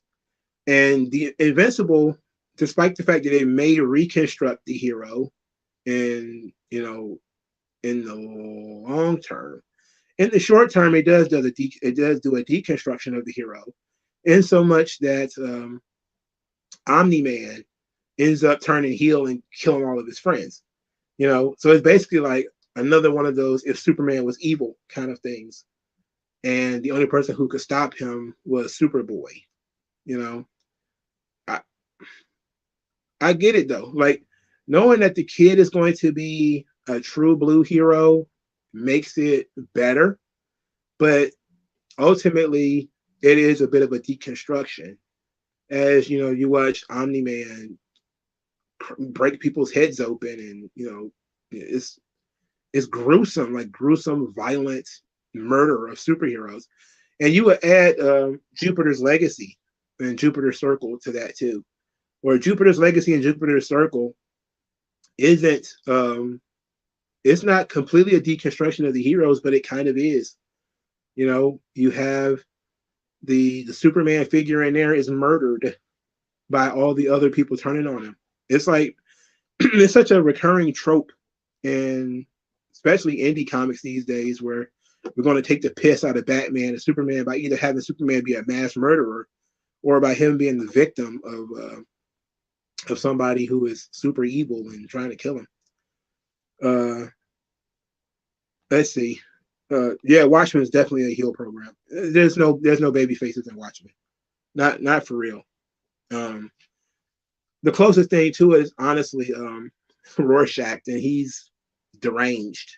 So it's not a top thing, you know. There it is. Darren Miles says, and I will never understand why they couldn't make a good Resident Evil movie.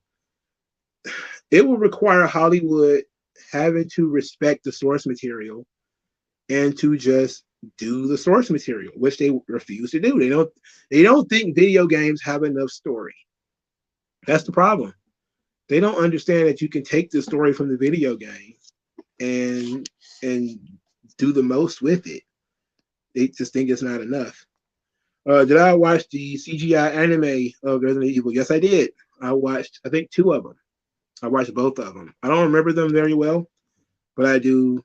I did watch them. Also, Johnson says my issue with the Resident Evil movies is how they treated the characters from the games that people really want to see, like Leon, Jill Valentine, Chris Redfield, and those characters. Yeah, because they all came secondary to Alice, who isn't in the games at all. They were basically like sidekicks, for whatever movie she was in. And then the whole Nemesis thing, which I think that for a friend of mine who really loves Resident Evil, that really kind of blew her away. The treatment of Nemesis, they were kind of like, she was like, I'm not watching any more of these movies after that.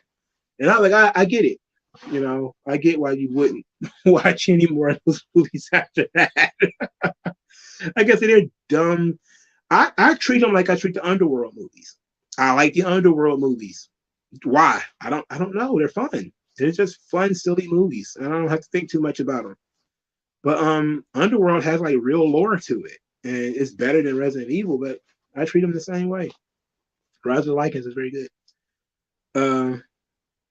WG Phil says I'm probably the only person who dislikes Deadpool and The Boys. I refuse to watch The Boys. So Deadpool, the first one I liked. The second one, not so much. But the first Deadpool, I actually did like that. And The Boys, I won't watch it. I'm tired of watching deconstructions of heroes. I'm tired of watching if Superman was a bad guy or if Captain America was evil. This is how he would be in real life. And that being the basis of superheroes. And then Garth Ennis, the guy who created The Boys, he takes the piss out of everything. Like, I read Preacher. I don't know how many of you guys have watched the Preacher TV show or read the comic book series. But you get the idea that Garth Ennis doesn't really like religion very much, and he makes it very clear. He also don't like Southern Americans very much. He mocks Southern Americans in simply every series he does. There's a bunch of goat fucking Confederate flag, toothless Southern Americans every single fucking time. There's so many in Preacher, it's hard to keep track of them all. There's swamp incest people and all kinds of stuff. Like Southern Americans are not his favorite kinds of people because he constantly picks on them. And he's not really a big fan of religion. He constantly mocks God, constantly mocks Jesus, specifically not just God, but the Christian God is the one that he mocks the most. He doesn't do too much mockery of Muhammad for obvious reasons. He's British. And he knows in 10 or 15 years he's going to be speaking Arabic, lest he be canceled and called an Islamophobe. But I personally am very tired of watching superheroes be deconstructed. Therefore, I don't spend my time watching The Boys. And if I'm missing out, so be it. That's also why I'm going back and watching a lot of these old cartoons and stuff, is because I don't feel like I'm missing anything by not watching The Boys. Like that stuff is toxic.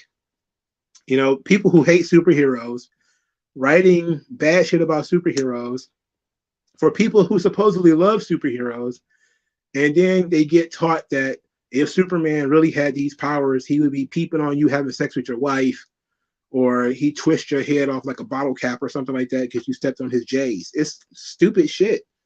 And it kind of shits on everything that everybody's been trying to do here. I read issue 1 of the Boys comics, and they're absolutely ugly. Like it's just an ugly fucking series, man. It's the thing about the Boys is it's not like some deconstructions are gentle, where you see like the guy just want to take a concept and play with it. The Boys is just flat out mean. It's mean spirited. Like in issue 1, you see a superhero like run over somebody's girlfriend and he doesn't even care, and you just kind of like, oh, like, damn. Yeah, there would be some collateral damage that goes with fighting villains if you had powers of the Flash or the powers of Superman.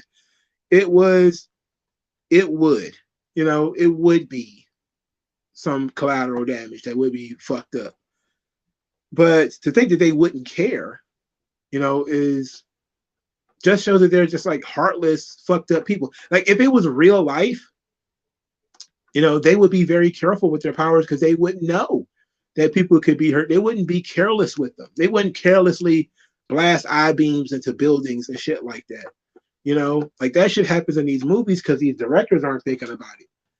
But if you want to take the whole, if Superman was a real person, it's like, okay, if Superman was a real person, he'd be just like you and me. So what you're saying is that if you had Superman's powers, you would do horrible things to people because that's the kind of person you are. Whereas somebody else who is a halfway decent person, if he had Superman's powers, Superman's abilities, he wouldn't do horrible things to people. Same thing with guns. That's all superpowers are. Superpowers are just an analog for guns. Some people who say, we should ban guns because there's going to be people who are going to go run around and shoot up children. And then there's going to be people, I was like, what about the people who don't have plenty of guns? They don't do stuff like that. Well, blah, blah, blah, blah, blah. It's like, all right, you're not getting it. You're not getting it. Power is not necessarily a bad thing. It's what you do with it, whether it's good or bad. And people who are constantly wanting to take a piss out of people who have power for whatever reason, it doesn't see that it's the same thing with corporations. Are corporations good or bad? It's like some things corporations do are very good. You think that corporations feeding hungry people is a bad thing? Oh, but corporate farming is so bad for the chickens. Fuck them chickens. If all these chickens have to be uncomfortable for their short fucking lives, they're eating and sleeping and shitting for free, so that poor people in Baltimore or Oakland or Las Vegas or whatever can have chicken sandwiches, fuck it. I'll go with that. Just so they can have eggs for breakfast, so the cows can, deliver milk all over the country. I'm fine with it. I'm fine with factory farming because I know that if they don't, some people are going to fucking starve. So guess what? I'm okay with that, But some people feel like they have to make that assertion. Everything a corporation does is bad. Therefore, the corporations are always the bad guys. Never the idea that corporations might be the good guys, or the CEO might actually be doing the right thing when he, wants to jack up the price of HIV medicine, for instance. They don't think about research and development. How do you make more medicine? You have to research it. You can't just say, well, you have the cure or a treatment for yada, yada, yada. Now we just going to come in and take it. Okay, so what's my incentive to continue trying to work on the next thing? You're going to put me out of business the first time. You're going to punish me for succeeding. Okay, then what's the point? It's all the same shit. You'll find out all those people who think Superman is evil and all that kind of shit.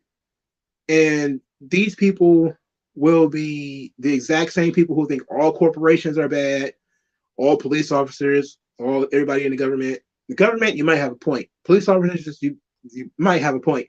But there's people who have positions of authority in society that are not terrible, awful people. Some people are.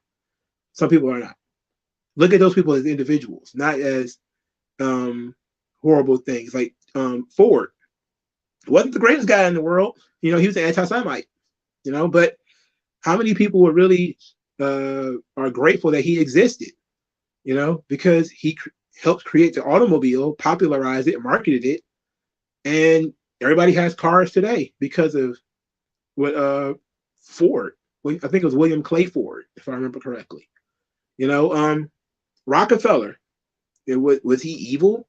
Well, I'm pretty sure he did evil things. He wasn't, the super nice guy.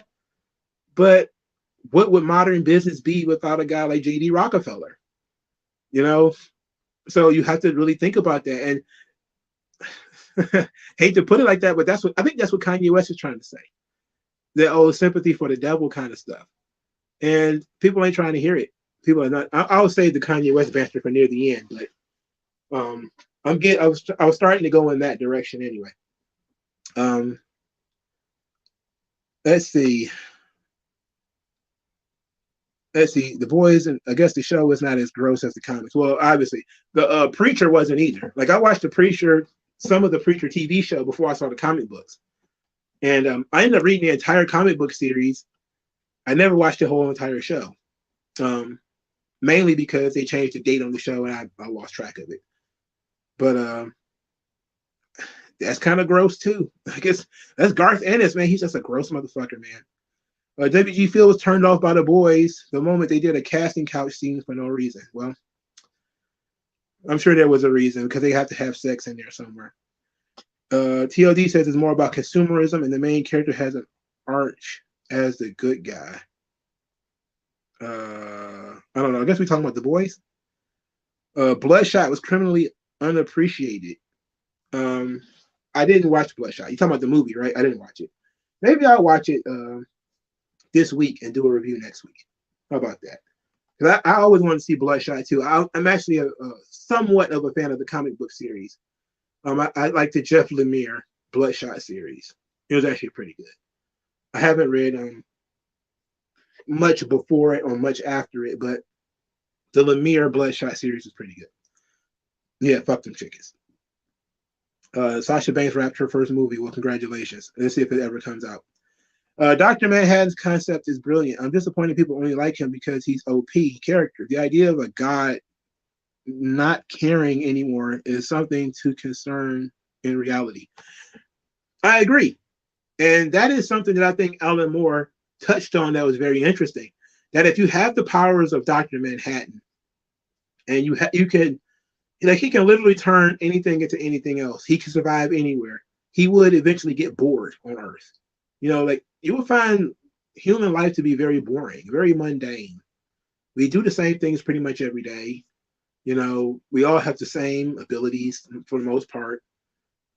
Maybe one or two of us pops up every once in a while that's exceptional at something, you know, some exceptionally smart chess player or chemist or whatever the case may be.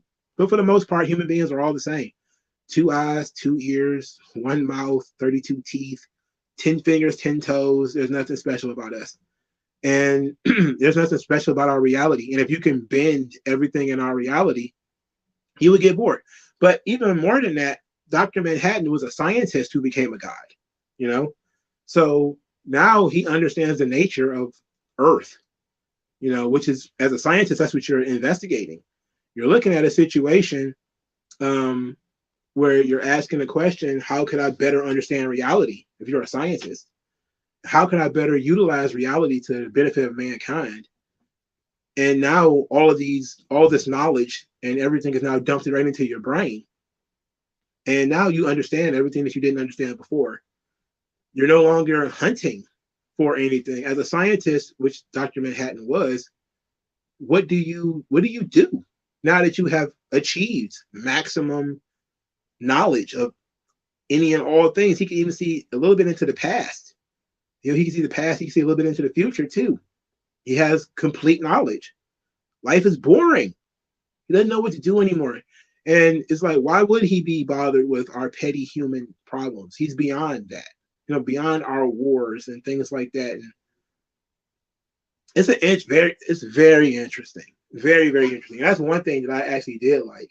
Him just kind of floating away from life, not actively hating humans, but kind of just actively saying that all of this is petty. All of your problems are petty and small because I understand the nature of all things. I could be anywhere. I choose to be here. I could be in multiple places at one time. I choose to be here. You know, how it affects his relationships, like his wife and his friends and all that kind of stuff. You know, it's very interesting. Very, very interesting. Yep. The Ford, the Rothschilds, the Vanderbilts, you know, all the people who are the quote unquote robber barons of our society. Where would we be without JP Morgan and, you know, all these people? What would you have? You know, it's easy to say that they're evil while you're utilizing the shit that they created, you know, because you don't like how they handle, let's say, unions, which that's almost a unifying factor of the robber barons is either A, monopolies, because they were the first one to get into an industry, which, you know, I think Standard Oil is one of the first ones to really get on the ground floor of that, and the Wall Street and all that kind of stuff. But also they're being incredibly anti-union. And that's why the left, you know, socialists, the progressives, they hate them so much because they fought against unions who were trying to take over their fucking factories and stuff. Like, everybody talks about how they hired the Pinkertons to go in and shoot union bosses and shit like that, which no doubt happened. But they're not talking about how the unions probably cost, you know, Ford or JP Morgan or whatever, hundreds of thousands of dollars in destroyed property and creating blockades. Like, I never understood a protest on somebody else's private property. Like, how do you have the right to create a work stoppage at somebody else's property? You know, that's like somebody barricading themselves into your own house.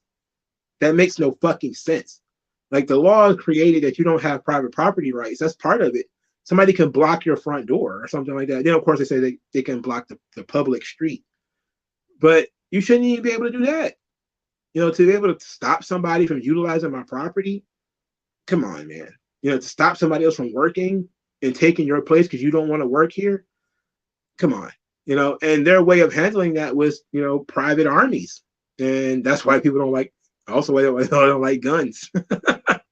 Because then, you know, guy can hire the Pinkertons to get rid of these fucking union bums who are burning shit and attacking my workers and stuff like that. Attacking the scabs. You know, guys who just trying to take care of him and his family gets jumped by some fucking union guys. You know, you didn't get told that part though. You didn't get told how the union guys had, you know, mafia connections. You know, you ain't get told that on your little Labor Day. You don't get talked about how the Teamsters had mafia figures all up and through that bitch. You know, they don't talk about that too much. Allie Hankerson said Dr. Manhattan is a clock without craftsmen, but a puppet who can see its strings, a god forever powerful with everlasting boredom. Yeah, it's more of a curse than anything. When it comes to Dr. Manhattan, it's definitely what some people would see as a blessing is 100% a curse. You know, he lost his purpose for existing. You know, his passion and his zest for life. It all just went away. You know, he became essentially a phantom. You know, and then they added the whole thing about him giving people cancer, which is which is crazy. But it was just kind of a way of running him off.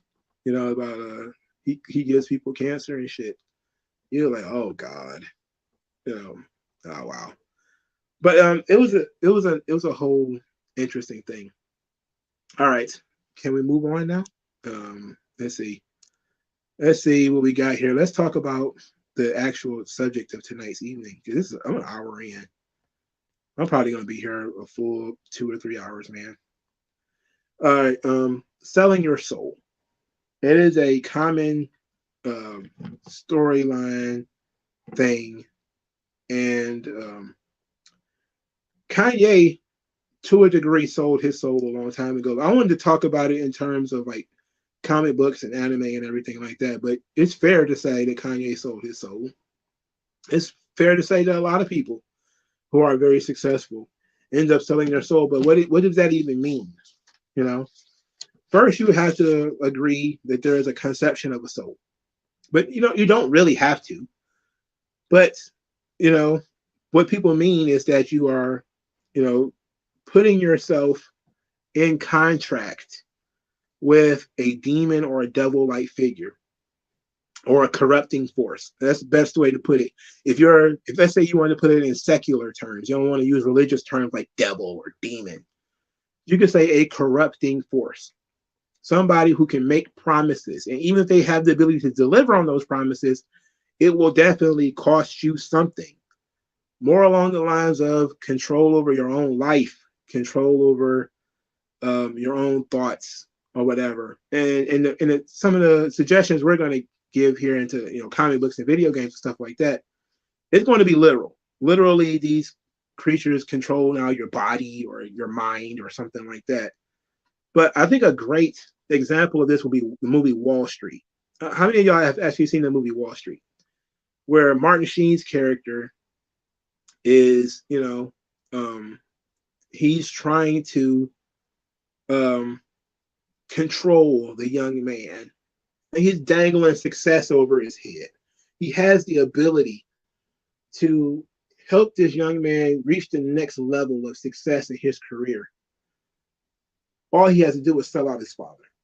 You know, sell out your father, you know, sacrifice your father, and, you know, everything that you could want out of life will be yours. Everything that it's an opportunity so rare that anybody would kill over it. And then you show your purity by rejecting it. Devil's Advocate is another movie where, and that movie is literally the devil, though, Keanu Reeves and Al Pacino. But selling your soul, first it has to be, you have to have that temptation, you know? And your temptation is usually going to be based off your obsession, your ambition, vengeance being one of those things, some kind of petty grievance. As we talked about Naraku, when he sold his soul to this horde of demons and for power. It was over, the fact that he felt love and couldn't act on it. But then you look at some really famous examples like Majin Vegeta in Dragon Ball. Vegeta sold his soul to Babidi, and he immediately regretted it because he got the power, but ultimately the power wasn't enough, right? He just wanted to be stronger than Goku, and he ended up not being stronger than Goku anyway. But it was for pride. That was his weakness, and that opportunity for Babidi to burrow into Vegeta's mind and to try to control him. And then for Vegeta to immediately buck the system and say, I'm not really going to be under your control. But he ends up doing Babidi's bidding anyway and getting the energy necessary to resurrect Majin Buu. But Vegeta selling his soul was a very, very meaningful piece of Dragon Ball. And it's something that people, really underrate, that Vegeta sold his soul to Babidi. He really did. And it was dangerous. We have a couple of very famous ones in the United States, Spawn and Ghost Rider. Both of them are characters who sold their souls. Spawn sold his soul to, Spawn is a story of, you might not know, Al Simmons is a military guy. He gets killed. He was betrayed. He leaves behind a wife whom he loves, whom he's obsessed with. And he wants the opportunity to go back to Earth to see her again. So he trades his soul for an opportunity to walk the Earth again, but now he has to lead the Devil's Army on Earth. He's called the Hellspawn. Of course, he also ends up rebelling against his master, being what the fuck was his name? It's not literally Satan. Malbosia, I think his name is the demon that he sold his soul to. And we find out that Spawn, because these deals with the devil, they never work out. That I'm pretty sure they probably rectified this by now, but the body that Spawn walks around in is not his real body. His real body has still been buried. So there's a comic book where he actually digs up his own corpse just to see if it's still there, and it is. So he's wondering, what the hell is this thing I am now? Like with the melted face and everything. Like, what is this thing? It's basically a husk, but he doesn't know where it comes from because his real body is in the casket. But he wanted to see his wife so bad. And then it's one of those monkey paw situations, like a Twisted Metal ending. Because he gets resurrected, he comes back to life. He's now back in human, and he's not back in human form. He is a hellspawn. He looks like a monster. But his wife is now married to somebody else who is his best friend. And those Spawn cartoons from HBO are fabulous with the Wanda, show you Al's torture, how tortured he is in selling his soul for a chance to see Wanda, only to find out that Wanda has moved on. She's married with a child with his best friend.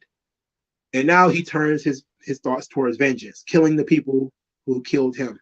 And it becomes like a Punisher situation where he eventually kills the people who killed him, but then it goes beyond that. How you gonna kill the people who hired the people who killed him? This was all the devil's scheme from the beginning and all this kind of stuff. But it was great. That's why I like Spawn, and I still read the comic books today because it's a really good premise that they continuously play with. And it's very interesting. You can do, and there's more than one Spawn,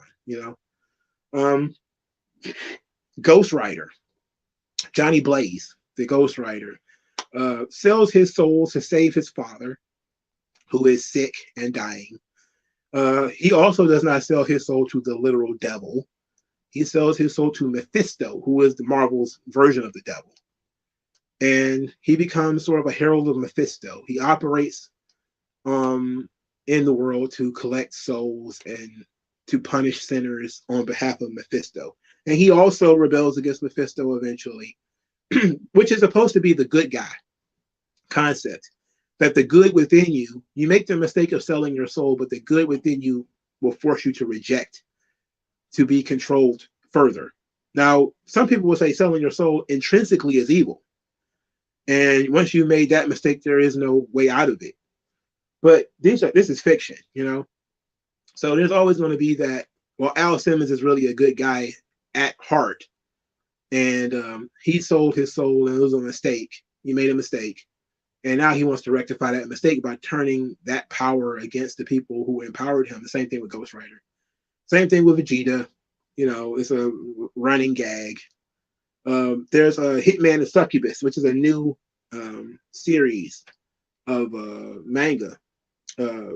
It's a very interesting thing because you find it is a boy who watched his mother get raped and his family get killed in front of him. And he sells his soul to this succubus who puts him inside of a human boy's body, another boy's body. And in exchange for being her proxy hitman. So essentially, another one of these angles is that when you sell your soul, you're doing something that other people can't do. The person who has empowered you that they can't do. You're operating in the world on their behalf. So Spawn is operating on Earth on behalf of Malbosia. The Ghost Rider is operating on Earth on behalf of Mephisto. Mephisto can't operate on Earth on his own, at least not for long periods of time. So he needs an avatar. Therefore, you have the Ghost Rider. And then Hitman and Succubus, I think the boy's name is Gamo or something like that. He is, you know, operating in the world on behalf of the succubus demon that he sold his soul to. And you see like these patterns that exist, that you end up being the voice of the avatar for an unseen, most of the time unseen, unknown entity. And they are in control of, you know, your life from that point forward. And Chainsaw Man is another one where it's technically a contract between Denji and Pochita. And in this situation, Pochita is a devil. So in a way, he is operating. Denji is, you know, selling his soul to Pochita, but they're positioned differently. It's sort of a subversion of that selling your soul concept because it's more of a merger. Pochita joins with Denji and creates this contract because Pochita loves Denji and wants to help him and wants him to live. And only thing that Pochita asked for in response is for Denji to live his dream. You know, Pochita gave away his life essentially so that Pochita could live and live his dream. And his dream was very mundane stuff, you know, very Maslow's hierarchy of needs. You know, he just wanted somewhere to live. He just wanted, you know, food, nice food every day. He just wants to have, you know, a relationship with a girl. And people who are, you know, watching Chainsaw Man now, they think Denji's just obsessed with titties and he's obsessed with titties and sex. It's like, it's really just intimacy that he's missing. Denji is like, you know, a boy who, when you learn, he sold his eyeball, he sold a kidney or something like that. He's like super fucking poor. And this is his opportunity to live the good life. But he had to sell his soul to do it. You know? And you realize that Denji was so broke that he would have sold his soul if he, it's the only thing he had left. You know, it was his only way out. And it was the only way to save his life. So selling your soul is all about losing control and giving away control or mastery to darkness or some kind of devil, some kind of demon. And obviously that rebellion is going to be the resistance towards your master. It's going to be that who you are versus what the demon or devil wants you to be, right? That's almost universal within these stories is that the corrupting force wants you to be something that you are not. And you know that, and you recognize that, and then you begin to sort of fight against it. So this is what takes us into the Kanye West situation. Because Kanye West had to turn a blind eye to a lot of evil in order to get where he was in society, with into the connections that a lot of the things he did. He had these really high connections in fashion, high connections in the rap and all of these different industries. Kanye West already knows about all these pedophiles in Hollywood and all the pedophiles in the fashion industry. He already knows about that shit. So that really shocked people when he started sort of defending Balenciaga. And no surprise that his wife also defended Balenciaga. Well, she said she was, quote unquote, reevaluating her relationship with them, which means she was basically thinking about whether she was going to stick with them or not. But Kanye West, despite the fact that he went on and on and on about all these evil people and, all these horrible things, like when he did that sit-down interview with Alex Jones, he talked about not being for cancel culture, and he didn't want Balenciaga canceled, but he equated Balenciaga's pedophile ad. For those of you who don't know, Balenciaga put out an ad where a child was holding a teddy bear that was dressed in bondage gear. And then they put out more ads that had like books on tables that had artists in them that liked to depict children nakedly or in suggestive ways. So it was really, really pedophilic and very bizarre. And it really caught the eye of a lot of people.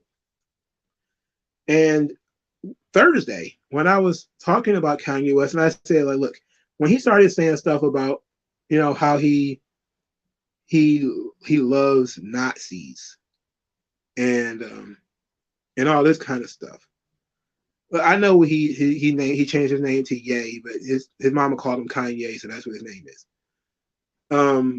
So when Kanye starts talking about how he loves Nazis and all this stuff,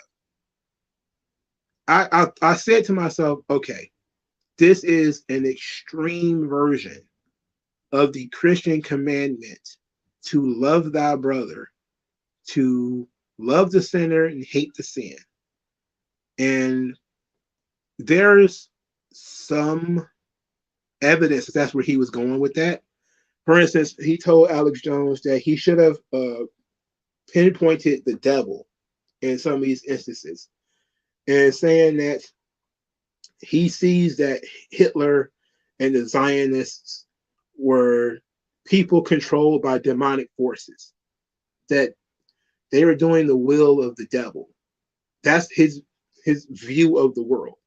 So when I said, I believe it was Thursday, that when he was approaching these subjects, he was approaching them from a Christian perspective so much as he was trying to find positives, because he believes that every human being has something of value that they brought to the table. He said that those exact words.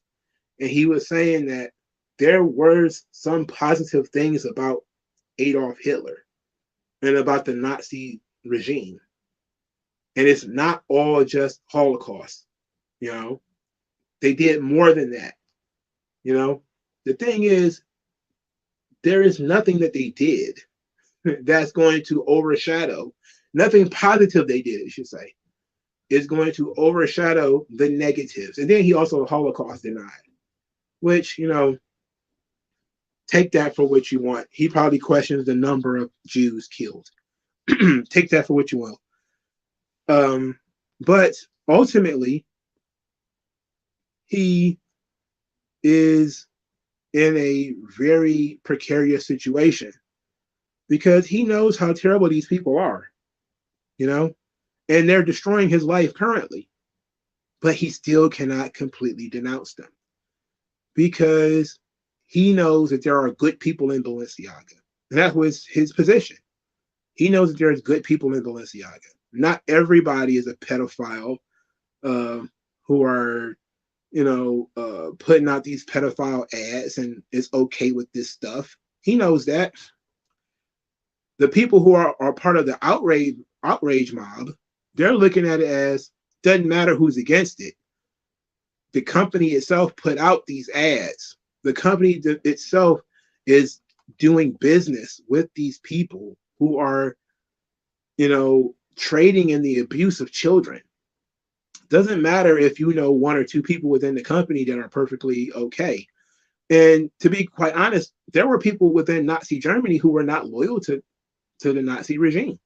There were people who were technically Nazis, technically speaking, but they were also traitors to Nazi Germany. There's a movie out there. I remember I had a book. I gave it away, but it was about Valkyrie. It's featuring Tom Cruise. It's about Nazi, like a Nazi lieutenant or whatever, who was involved with an assassination attempt on Adolf Hitler. So it should tell you that some people did go within the Nazi regime, but we're not down with the whole let's murder 6 million Jews or whatever. There were some people who were there because they were afraid. It was either be a Nazi or be killed, and they didn't want to get killed. They didn't want to get lose everything that they had built up throughout their entire lives, or they were just members of the German military or whatever the case may be, and they're in the middle of a war. And even if you see that Hitler or his inner circle are the worst parts of this thing, which they were, you are wrapped up in that. So Americans are looking at it and saying to themselves, everybody in Germany at the time was a Nazi. For starters, that's not true. Secondly, there were people who had Nazi uniforms that were basically, quote unquote, just doing their job. That's the whole selling their soul concept, right? There have been people who have been chasing down guys who were prison guards at internment camps. They've been chasing those guys for 90 years. They found these guys in barefoot in Brazil, half dead on oxygen. They're still taking them to the world court because you were a prison guard in an internment camp in Auschwitz or whatever. You can take that for what you want. But a lot of those guys, man, were in a position where their lives were on the line. And so Kanye is trying to express that there were some people in Nazi Germany who were not evil, even though there were some, and even though there were most, probably. And if he knew enough about the subject, he could talk about it. He could say, look, not every Nazi was down with the murder of Jews. There were probably some Nazis who were Jews, secretly. Nazis who were married to Jews, secretly. But either they thought this was the right thing to do. But you also have to look at it from another perspective that Kanye West is now really, really mad at the bankers. And that's something that Hitler was also talking about. The bankers, the money changers. That's something that Christians talk about a lot. The money changing industry, the usuries, that kind of stuff. And despite the fact that Kanye West has this internally fractured mind state where he jumps from thing to thing, if you collect all the clips that he put together, all the little sound bites, and you try to filter it through his own personal worldview, which is a highly Christian worldview, you will get why he understands, while he says the stuff that he says, right? You still don't have to agree with it. And I'm not saying people should agree with it. And I don't even really agree with it. But once you see that he's coming at things from a Christian worldview, or he's trying to break these golden handcuffs that he has on himself, saying the things that he's not supposed to say, things that he can't say. And he's trying to wake people up. Hotep Jesus thinks that he's trolling. I don't know if he's trolling. I don't believe that he's trolling. I believe that he believes what he's saying. I believe that he believes that the Jews who run the banking industry are evil. And they're doing the work of the devil. They're trying to harm him, his family, and the family of others. and that they have been caught doing this before, like in Nazi Germany. And in Nazi Germany, they decided that the only way to stop these Jews from controlling their currency and their economy is to run them out. You run them out or you kill them, one or the other. And they decided to do both because they did run out some of the Jews. They killed them in other places, but those weren't the only ones. There were some societies where the Jews were just forced out. They were kicked out. And Kanye is equating what was happening back then, the Jews dominating the banking industry, to what's going on today with the Jews dominating the banking industry. He's saying things that people don't want to hear. And he's saying them in very inarticulate ways. He's saying them in ways that are in some quite brutal, if we're being honest. And then he's touching on things that some people feel to be legitimate. For instance, the whole "they came before Columbus" stuff. He was in there with Alex Jones talking about how Africans were the original Native Americans.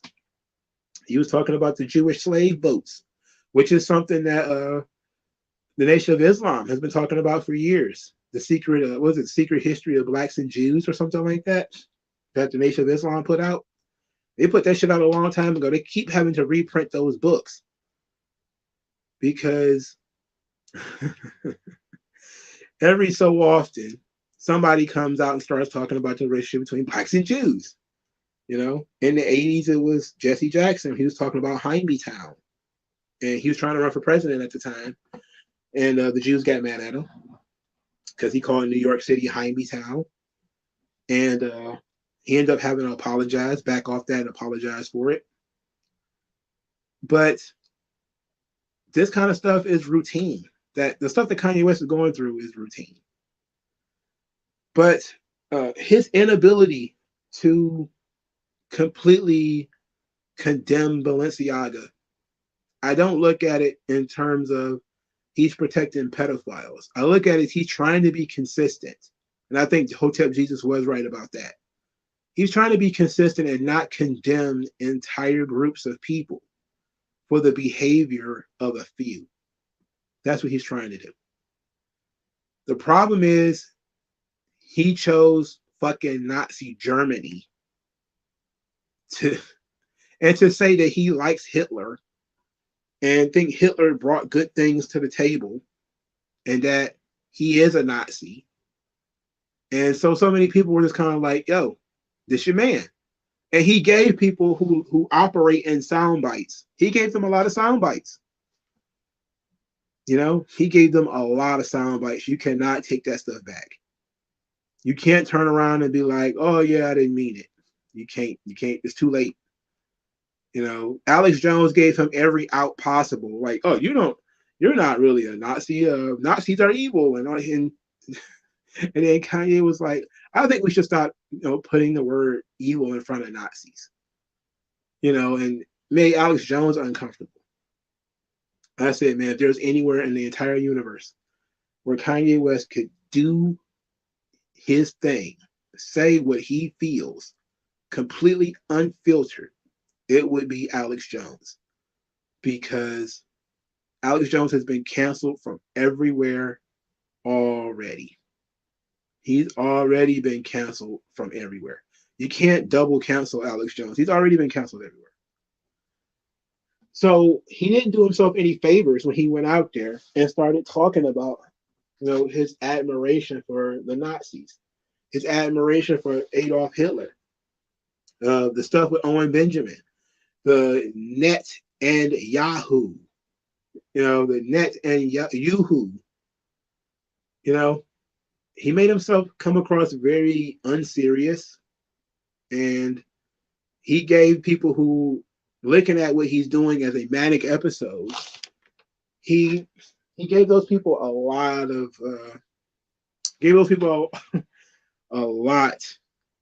of artillery against him. He I don't know why he would do that, but he did. And it's very difficult to do. You don't have to. My thing is, Kanye or Ye or whatever is a grown man. We don't have to defend what he's doing.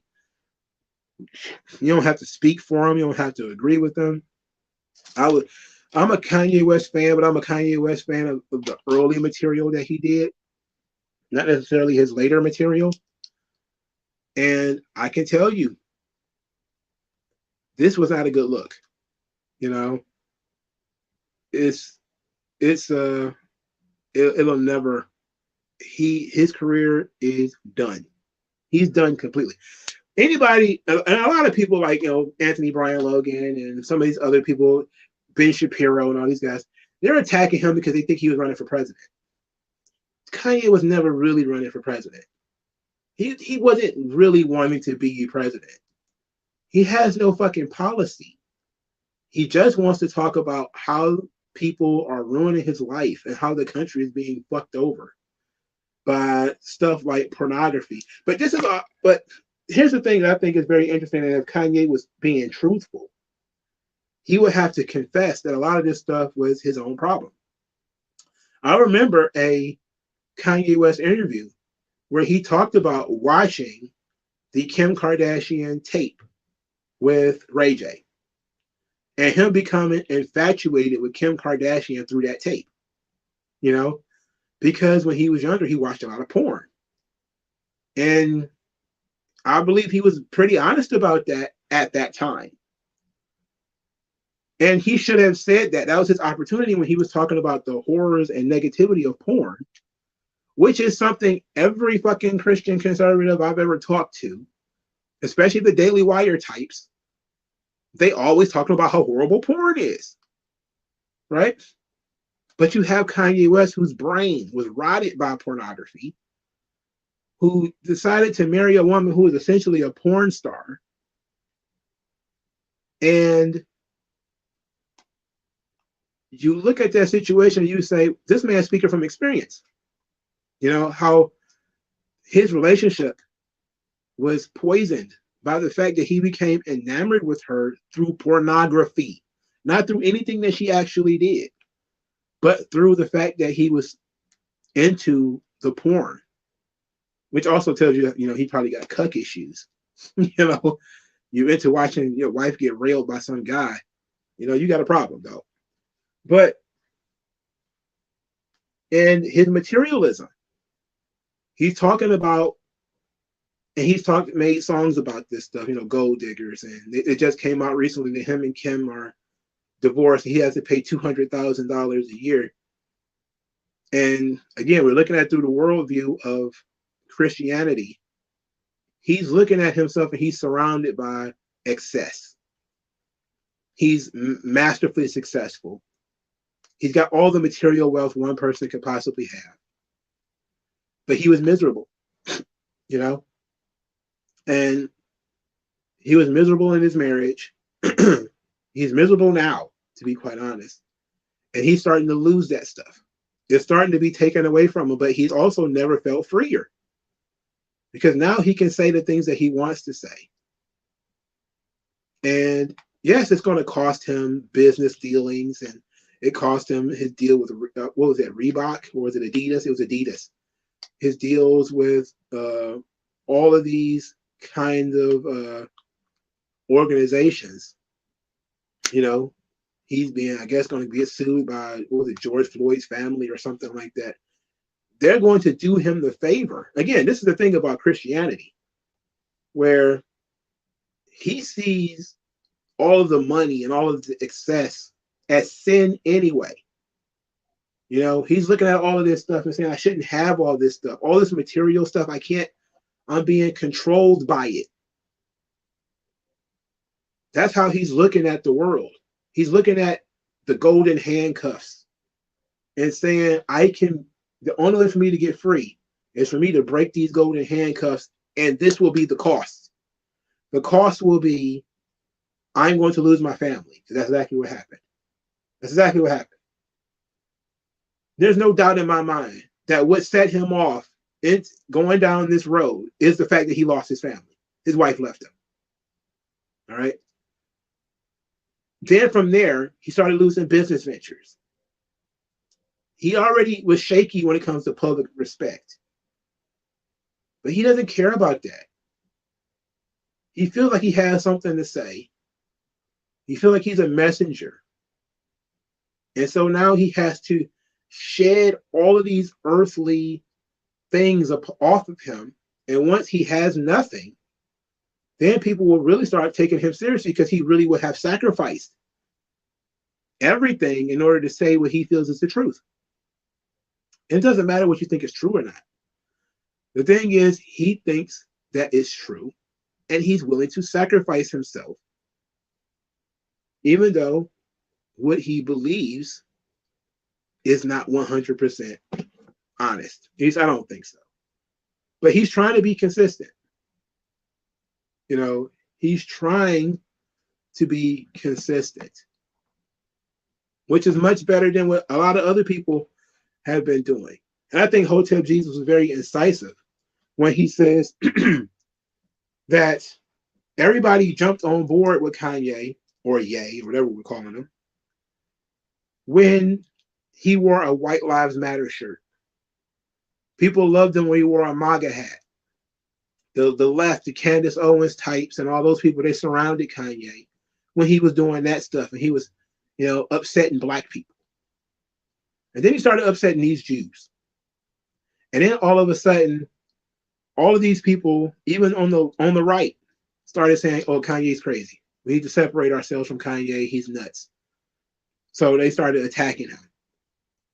And I like Anthony Brian Logan. I really do. I think he's a smart guy. But he did exactly that. Kanye wore a White Lives Matter shirt. Didn't seem to be a big problem to him. Of course, he didn't care about Kanye wearing a MAGA hat. He was a MAGA guy. Then Kanye started talking about the Jews. And all of a sudden, Kanye's crazy. And I don't think he's the kind of guy who wants Kanye canceled. But there are people on the right who want Kanye canceled, who don't understand why Kanye is allowed to keep going on TV talking. They think he's doing damage to the Republican Party or conservatism or whatever. But Kanye is not saying anything outside of the whole "I love Nazi" stuff, which is spank brand new to just about anybody. But he's not saying anything I haven't heard from conservative Christians for a long time. I've heard conservative Christians constantly talk about the evils of stuff like porn, the evils of excessive chasing, excessive greed, excessive glory. And yes, some of it is ego because Kanye is focused on himself, but he's also becoming a cautionary tale. Like when he went on Tim Pool's show before he walked out, and he told Tim 2 or 3 times before he actually walked out that he's not going to be involved in any type of Lex Friedman situation where, he spent 3 hours defending himself. And, people pretended that it was just quote unquote individuals when he feels it's everybody. And look, he wasn't right. Again, I'm an individualist too. When I defend Kanye West, I look at the individuals. I say, look, we know about Jerry Heller. We know about Barry Weiss. We know about Jimmy Iovine, I believe it was. Was it Jimmy Iovine I was thinking of? Or was it somebody else? Individual record executives, CEOs of these companies who were Jewish or married to Jewish women or had Jewish girlfriends or something like that. And we can point them out. We can point them out. How much damage that Barry Weiss did to Black America through Jive Records, giving tons of money to Too Short. I did an article when I used to write articles. I might post it in this either in the description or I'll leave it in the comment section of Too Short talking about his relationships with Barry Weiss, the I'm guessing he's former CEO of Jive because he would be super fucking old now. And it would be interesting. We could see how Public Enemy, they had to kick out a guy, Professor Griff had to kick him out of the group because of anti-Semitism. You see how Ice Cube started getting called out when people started talking about anti-Semitism. And it's It's a thing that we've been dealing with for a long time. And it seems to be the one thing that the right wing will not let you get away with. They support Israel 100%. 100%. And whether you believe that, hopefully I won't have to go into the whole Zionists versus Jews thing because Kanye was using it interchangeably, which most people do. The Zionists are the people who believe in the Israeli state and the expansion thereof. So that's why he's making fun of Benjamin Netanyahu, the prime minister of Israel. And then there's Jews. Now you could be a secular Jew, like Noam Chomsky. He doesn't believe in the Jewish religion. He's ethnically Jewish, and i.e. his mom is Jewish, because Judaism is matrilineal. So Noam Chomsky was born in a Jewish household, but he's technically, I think, an atheist. I think the same could be said for like Howard Zinn and maybe some other people who float around the internet with Jewish names, but aren't actively Jewish. Actively active in the religion. Like there's plenty of people in the New York Times or in the media, NPR or CNN or whatever. They're ethnically Jewish, but they don't go to synagogue or anything like that. They're atheists, essentially. And that's why he needed to be a little bit more specific, because he wasn't. I think that's probably where Tim was trying to take him, but Tim feels like he has to push back because he's one of those I don't want to get banned off YouTube guys, right? He's scared of his position. He's scared of losing his spot on YouTube, so he's not going to let Kanye go just rip. But that would have been something I would have challenged Kanye on. What about the secular Jews? What about the Jews? You want to say like, but again, the whole thing with Christianity and Judaism is it's complex because a lot of Christians like Israel and they like Jews, but Jews killed Jesus. And there's going to be some Christians who are going to say, well, what's this whole thing about the Jews killing Jesus? Then there's going to be some people who are going to say, but Jesus was a Jew. So it's a whole complex thing, and that complexity is why these conversations had through 45-second sound bites make no sense. He sat there with the guy for 3 hours. You don't have 3 hours of footage floating around Twitter. You probably got total and all the different videos. You probably got a grand total of 30 minutes of the 3 hours that he sat there. You probably got about 30 minutes floating around Twitter. Some of them are clips without context. Some of them added bits of context, but not nearly enough. And then also when you don't have the full context of the conversation. For instance, a lot of people don't know that Kanye said, I love Jews. I love Jewish people, but I also love Nazis. A lot of people don't know he said that. He loved Jewish people, but he also loved Nazis. They ignored the fact that he said he loved Jewish people. He said he loved Nazis. They ignored the fact that he said that he should have pinpointed that Zionists and Hitlers or whatever were being controlled by demonic forces. That would tell you what he was thinking of. That he's separating the sin from the sinner and putting the devil in between the two. It's an interesting situation. But he shouldn't have said that shit. You can't come back from it.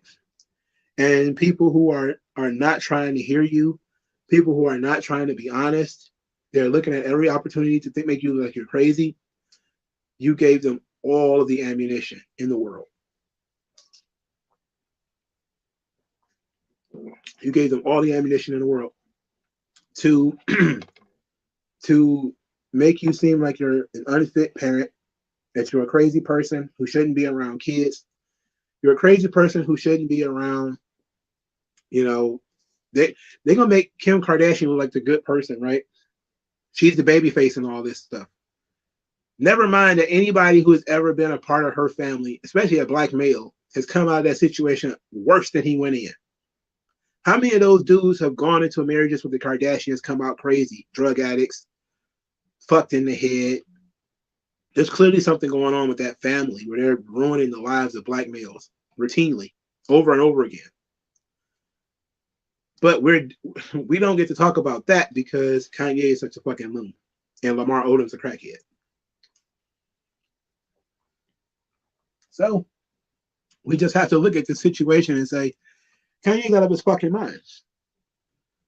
Is Kanye bipolar? Yes, it's clear he's bipolar. Is he having a manic episode? Well, when people have manic episodes, they do tend to fixate on things. I work with people who have bipolar disorder. I know I said this before when I was talking about Teddy Hart, but they also tend to fixate. You know, they fixate on people, they fixate on events, they fixate on things, and they get angry about them. They get very aggressive about it. Kanye is very aggressive about the Jew being persecuted by the Jews. It's very difficult for him to, as a person who is not very articulate and probably not very well read, you know, like he's clearly read some things, but he doesn't remember a lot, you know, like I don't remember a lot. I read all kinds of shit, but I don't remember much, you know. I remember enough to get my point across. And while I understood what Kanye West was trying to say because I know who he is, you know, and I know where he was coming from with it. He lost a lot of people with that whole "I love Nazis." You know, Hitler was, you know, brought all this kind of stuff to the world, and plus a lot of that stuff is just not true. Like, you know, Hitler created the microphone. That's not true. You know, that's fucking not true. He didn't create the highway either. They helped, you know, with the construction of the idea of the highway, the Autobahn, but he didn't fucking invent the highway. You know, he didn't invent the highway. He didn't think to say, you know, a lot of our defense, you know, the scientists, we took in all these Nazi scientists. I think we took in 1,600 Nazi scientists or whatever. Instead of killing them, turning them over to Israel or whatever to be executed, we kept them, protected them, put them in our own government. We're not going to talk about, and I hate when the left does this, but I'm going to do it anyway, how some of the stuff that America was doing was influenced what Nazi Germany did. I talked about this on Thursday. The eugenics programs that a lot of our Southern and Midwestern and states had inspired the eugenics program in Nazi Germany, which is the reason why the progressives at the time thought that Hitler was so smart and thought he was a great guy. You know, it was all about depopulation. How strange is that, though, that the people who are constantly talking about there's too many human beings on the planet, you know, they the ones who made Hitler Man of the Year because he was depopulating Germany. You know, they thought he was getting rid of all the right kinds of people. Just like in the United States when they were, you know, sterilizing young black women who were poor. You know, they were sterilizing them without their consent in states like North Carolina and Michigan, Alabama and Mississippi. They were sterilizing them. You can look it up if you don't believe me. That's the stuff that that Hitler was looking at when he was sterilizing Jews and sterilizing the Romani, I believe it was. That he was the gypsies. He was sterilizing them. It's amazing the kind of world that we live in and things that slip through the cracks. But my last thought on this is that what Kanye West did, that is probably the biggest sin of American politics And some people will tell you this, and some people won't. But the biggest thing that he actually did is that he humanized the Nazis. He tried to tell people the Nazis are no different than you and me. You know, that's the worst thing you could have done. Why? Because demonization has a psychological benefit to it. A psychological benefit that is bad thing either would not happen to me or does not need to happen to me because I am not like that person. Those people are bad people for whatever reason.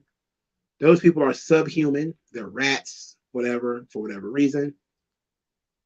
And it allows you to judge them and pass judgment upon them because you don't think that it could happen to you.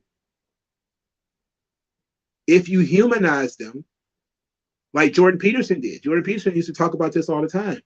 The communists and the Nazis and the fascists, it could have been you. And people don't want to hear that. They don't want to hear that. You know, he has I wish I had the audio. I'm going to look for it as I talk. And it was a short talk about how you could have been the communist. You know, you think you would have been, you know, protecting the Jews in Nazi Germany, but it wouldn't have been. It wouldn't have been you. You would have been just like all the other Nazis, you know, and that's dangerous for some people. Mentally, they're just not ready to have that conversation. They don't want to believe, you know, that it could have been you. It could have been you. You could have been that horrible.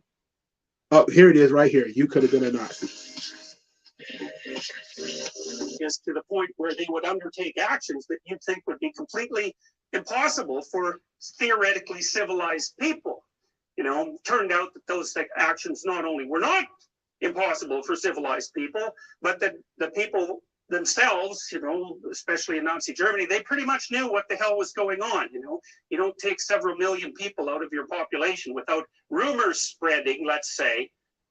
It's hard not to assign culpability for what happened in Germany to the society at every strata. You can't just dump it on the leaders. And in fact, one of the things that here's something to think about with regards to Hitler. So, because one of the things you might ask is, how the hell could he be so absolutely compelling to his audiences? But here I'll give you an explanation. So let's make a few assumptions. And the first assumption is there are a lot of resentful Germans kicking around. Why? Well, they lost the First World War. That wasn't so good. And then there were a lot of brutal men left because they'd been in the trenches and they'd been fighting and shooting at each other under absolutely abhorrent conditions for like years and years. And so there were plenty of brutalized men around. And then their whole damn economy collapsed because they were forced into signing what historians regard as a very punitive peace treaty. And so, like, everything had fallen apart to a degree that we can't even begin to imagine. And so, you know, in the 1930s, the Germans were starting to get back on their feet. And when Hitler came to power, he started not only to rearm, but to reindustrialize the economy. And he was actually pretty damn good at that. So now, Hitler was a good orator, but it isn't exactly clear that he was a coherent philosophical theorizer, although to think of him as stupid is completely missing the point. He was by no means stupid. I wouldn't say that he was particularly educated, but he had a very powerfully developed aesthetic sense. And he spent a lot of his time designing the cities that would be built after World War II was over. And those cities were generally conceptualized by him as places where the arts, or at least the Nazi version of the arts, could flourish. You know, so there's no real evidence that what was wrong with the Nazis was that they weren't civilized. There's more evidence, actually, I think, that they were too civilized. So anyways, the Germans, they weren't very happy about the whole damn situation. And so when they were aggregating en masse, you think, well, what happens when all people get together in a group? We talked about that last time when we talked about Kierkegaard's idea that as soon as you get a bunch of people together, no matter how truthful they are all as individuals, instantly the crowd is not a truthful thing. And, Okay, I want to stop right here because for starters, he's been talking for a while. He talked for 3 minutes. But there's several books that I have about crowd psychology. And one of the things that you learn is that people always regress to the group. That if you take an average person and throw them into a mob, they start to act like the mob. This is why riots are such a terrible thing. That naturally peaceful people, once in the middle of a riot, becomes just as violent as every other rioter.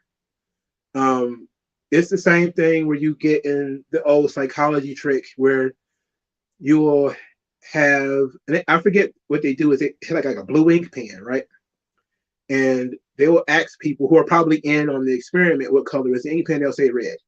It'll be red, red, red, and they get to you, and you're pressured into saying that the blue ink pen is red because everyone else is saying that it's red, right? So that crowd psychology is very, very dangerous. It's very dangerous. This type of demagoguery that Hitler and Mussolini and Stalin and all these guys perfected is very dangerous. It's very, very dangerous. And one day we probably will go through these books I have on the crowd. Where's the book I'm looking for? I'm looking at it on my shelf, looking for it on my shelf right now. But I'll find it while Jordan Peterson is talking. There are real reasons for that, real psychological reasons. So there's the famous ASH experiments. I hope that those are the right experiments, ASCH, about line length. So you draw two lines on the board and they're the same length, and you get the crowd to collaborate with you, and you ask some poor sucker who doesn't know about the game to play, and you ask one person and they say, no, those lines are different in length, and you ask another person, they say, well, they're quite different in length, and another person says, yeah, sure, I can see the difference in length. And then you ask the poor pigeon, are they different in length? And he says, yes, and you can understand why. It's like, if all those other people are saying it, there's either something wrong with all of them, which seems unlikely, or he's the victim of a conspiracy, which is a little on the paranoid side, but happens to actually be true in this case, or he's just not looking at it right. And you might think, well, the humble thing to think is he's wrong. And so, the fact that somebody might go along with a crowd, you can blame that on their ability to be social and conventional, which in many ways is a huge advantage, because if you are all antisocial and unconventional, there'd be a good chunk of you in jail, and we certainly wouldn't be having this, delightful, peaceful conversation that we're having. So, you don't want to underestimate the utility of conventionality to too much of a degree. All right, so I found both of my books on the crowd. One is called The True Believer. It's by Eric Hoffer. I'm looking at it now, and it's all about how the crowd manipulates people in mass movements. It says, quote, all mass movements generate in their inherence a readiness to die and a proclivity for unified or united action, all of them, irrespective of the doctrine they preach and the program they project. Greed, fanaticism, enthusiasm, fervent hope, hatred, and intolerance. All of them are capable of releasing a powerful flow of activity in certain departments of life. All of them demand blind faith and single-hearted allegiance. The True Believer by Eric Hoffer is one of the greatest books ever written that probably very few people have actually ever read. It is a tremendous book. And the truth be told is, this is what crowd psychology can do. And by creating a situation when the Nazis are average people swept up in a crowd. He created the concept that it could have been you, it could have been me, could have been anybody. And he's saying to himself, he's saying out loud, I see good things about the Nazis. And that's horrifying to some people. That's Nazi sympathizing. He's humanizing the Nazis. He's humanizing Hitler. Pyro, sorry. I started getting on a ramble. I stopped talking to the stopped talking to the chat. I just wanted to finish my thought, but yeah, we're talking about Kanye West right now. It wasn't only stupid people who got tangled up in this. It was pretty much everybody who got tangled up in it. And one of the things you might think about, and this is worth thinking about, is that if you were there, for any one of you, there's a 90% chance that you would have got tangled up in it. You wouldn't have been the person who rescued the gypsies. It's like, forget that. It's like, unless you think that, you're heroic far beyond the average, and I would be very, very careful about assuming that. You could assume instead that you would have been swept along with the crowd just like everyone else, because everyone else was. And there's some indication, there's some individual responsibility for that of some indeterminate nature. Like if you live in a country where everyone's turned into a fascist murderer, like, is that your fault? Well, it's not obvious that an individual should be held responsible for the actions of an entire country. But then again, the country's made up of individuals. So it's a very difficult problem to solve. And one of the tenets of Western law is that you don't hold an individual responsible for the actions of the group, even if he or she happens to be a member, willingly or unwillingly, of that group. But you can't ignore the fact that all these things were made up of people. And then you also can't ignore the fact that it was individuals who were doing the terrible things that were being done to people. So in Auschwitz, for example, one of the little tricks that the guards used to do was to, they bring the Jews off the freight cars. A lot of them had died in the freight cars because they're packed in there like this, so lots of them would suffocate, or the old ones would die, or the little kids would die. And that was okay. And then along the outside of the freight cars, especially if it was winter, well, it's like 20 below. And so the ones on the outside would freeze, but, you were going to get rid of them anyway. So that was just convenient mostly. So then you'd take them to Auschwitz and they'd all spill out, speaking different languages, torn up from their family, as miserable as people can possibly be. And then one trick was to have, someone who was not quite dead enough pick up a sack of wet salt, so that's 100 pounds, and carry it from one side of the compound to the other, and then back, one side and then back. And, you don't want to be thinking about these camps as like a football field. These bloody things were cities. They were big. They held tens of thousands of people. And so there's some guard, he thinks that's a pretty good joke. And it's not just a few people that are like that. And we found out from the Stanford prison experiment, which every psychologist likes to think of as immoral, because we actually discovered something with it, that if you gave ordinary people the opportunity to be fascist barbarians, in 6 days, 30% of them would be. And what we learned from that is that social psychologists shouldn't run the Stanford prison experiment. That's not the right conclusion to draw.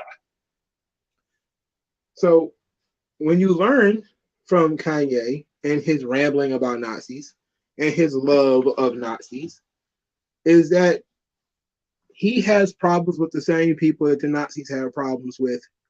He sympathizes with them. And he's humanizing them.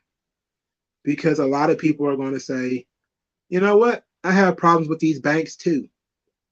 I'm in debt for my mortgage, all these problems that comes from the banks. And the left, the people who are, oh no, anti-Semitism, they're also talking about, they just call them bankers or the banks or whatever the case may be, but they really mean the Jews. Like the whole white supremacy stuff is really just another way of saying the Jews. It's not going to say the Jews. They'll say bankers or, whatever, but almost all of them are fucking Jews. So there you go. But that was the devil in what Kanye West was saying. That's why one of the reasons why people are so offended.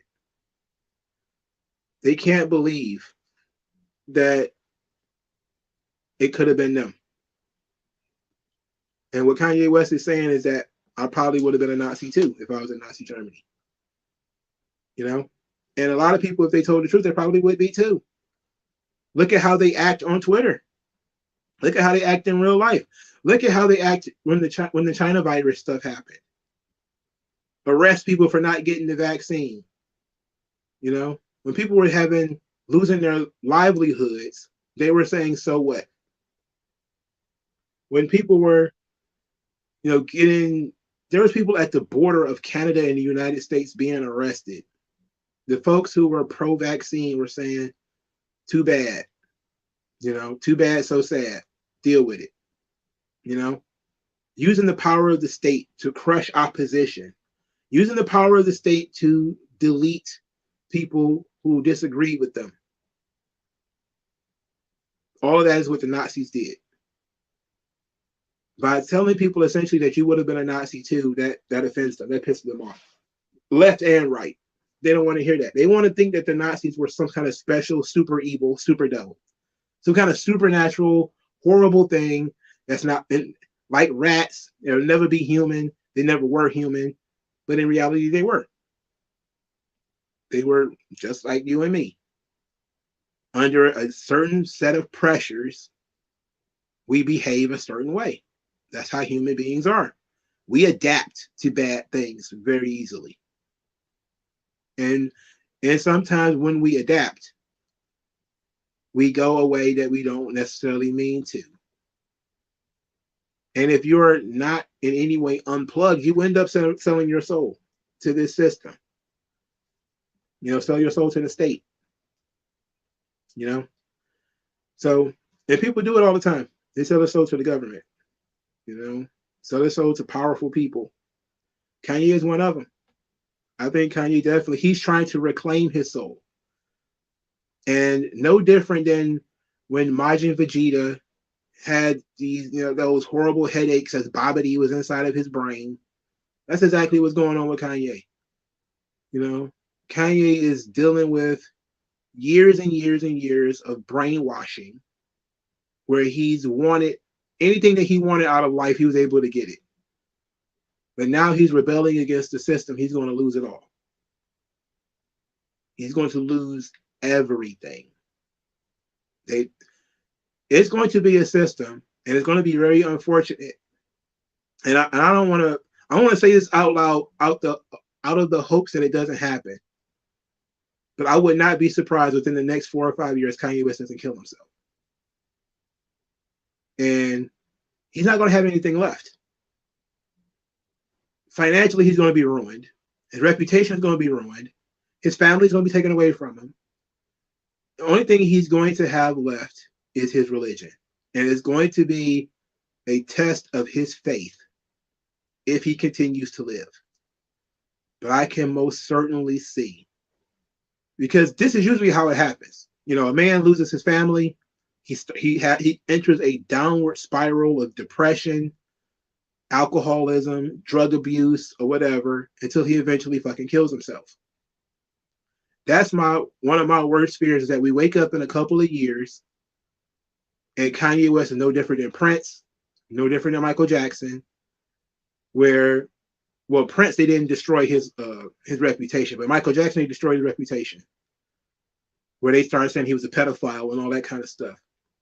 Notice that shit happened when Michael Jackson accepted all of the tenets of being a Hollywood celebrity and then started rejecting that stuff, wanted control over his own life again. And they said, no, nope. Then he wanted control over other people. He was like, nope, no. You don't get to be on your own. You don't get to, once you sold your soul to me, you don't get to be on your own again. You don't get to make your own decisions again. That's not how this works. So I would not be surprised if Kanye is weak, he'll end up killing himself. If he can't handle it, he'll end up killing himself. If he can handle it, however, he's going to be a very powerful voice. Even if he is, bipolar or whatever, because he will have lost everything and still continue to fight the good fight. That's the fear. That Kanye will, some ways, be stripped of all his worldly possessions, and still continue to say the things that he's been saying. But there's also that truth that they get him hooked on some kind of drug, maybe it's bipolar medication or something like that, and he fucking offs himself because now he's got nothing. No business ventures, no family, no rap career. Can't go. Most black people don't like him anymore. Most white people don't like him anymore. Politicians are going to ruin his life for sure, especially if he continues this whole political shit. He's not going to have much of anything except his faith. So it's going to be quite the test. All right. I talked about Kanye West a little too long, far too long. And this live stream also got very, very fucking long. But I think everybody who held on, I told you guys I was going to talk about Kanye, but I didn't write down too much in terms of my thoughts. I decided to basically just riff on it, shoot from the hip. So hopefully you guys took something away from this in terms of what Kanye was saying, and what I said. He said, Kanye says that the same doctor who supplied Brittany Murphy's medication. Yeah. There we go. They're going to try to get rid of him. I would not be surprised. And it's going to be real sad.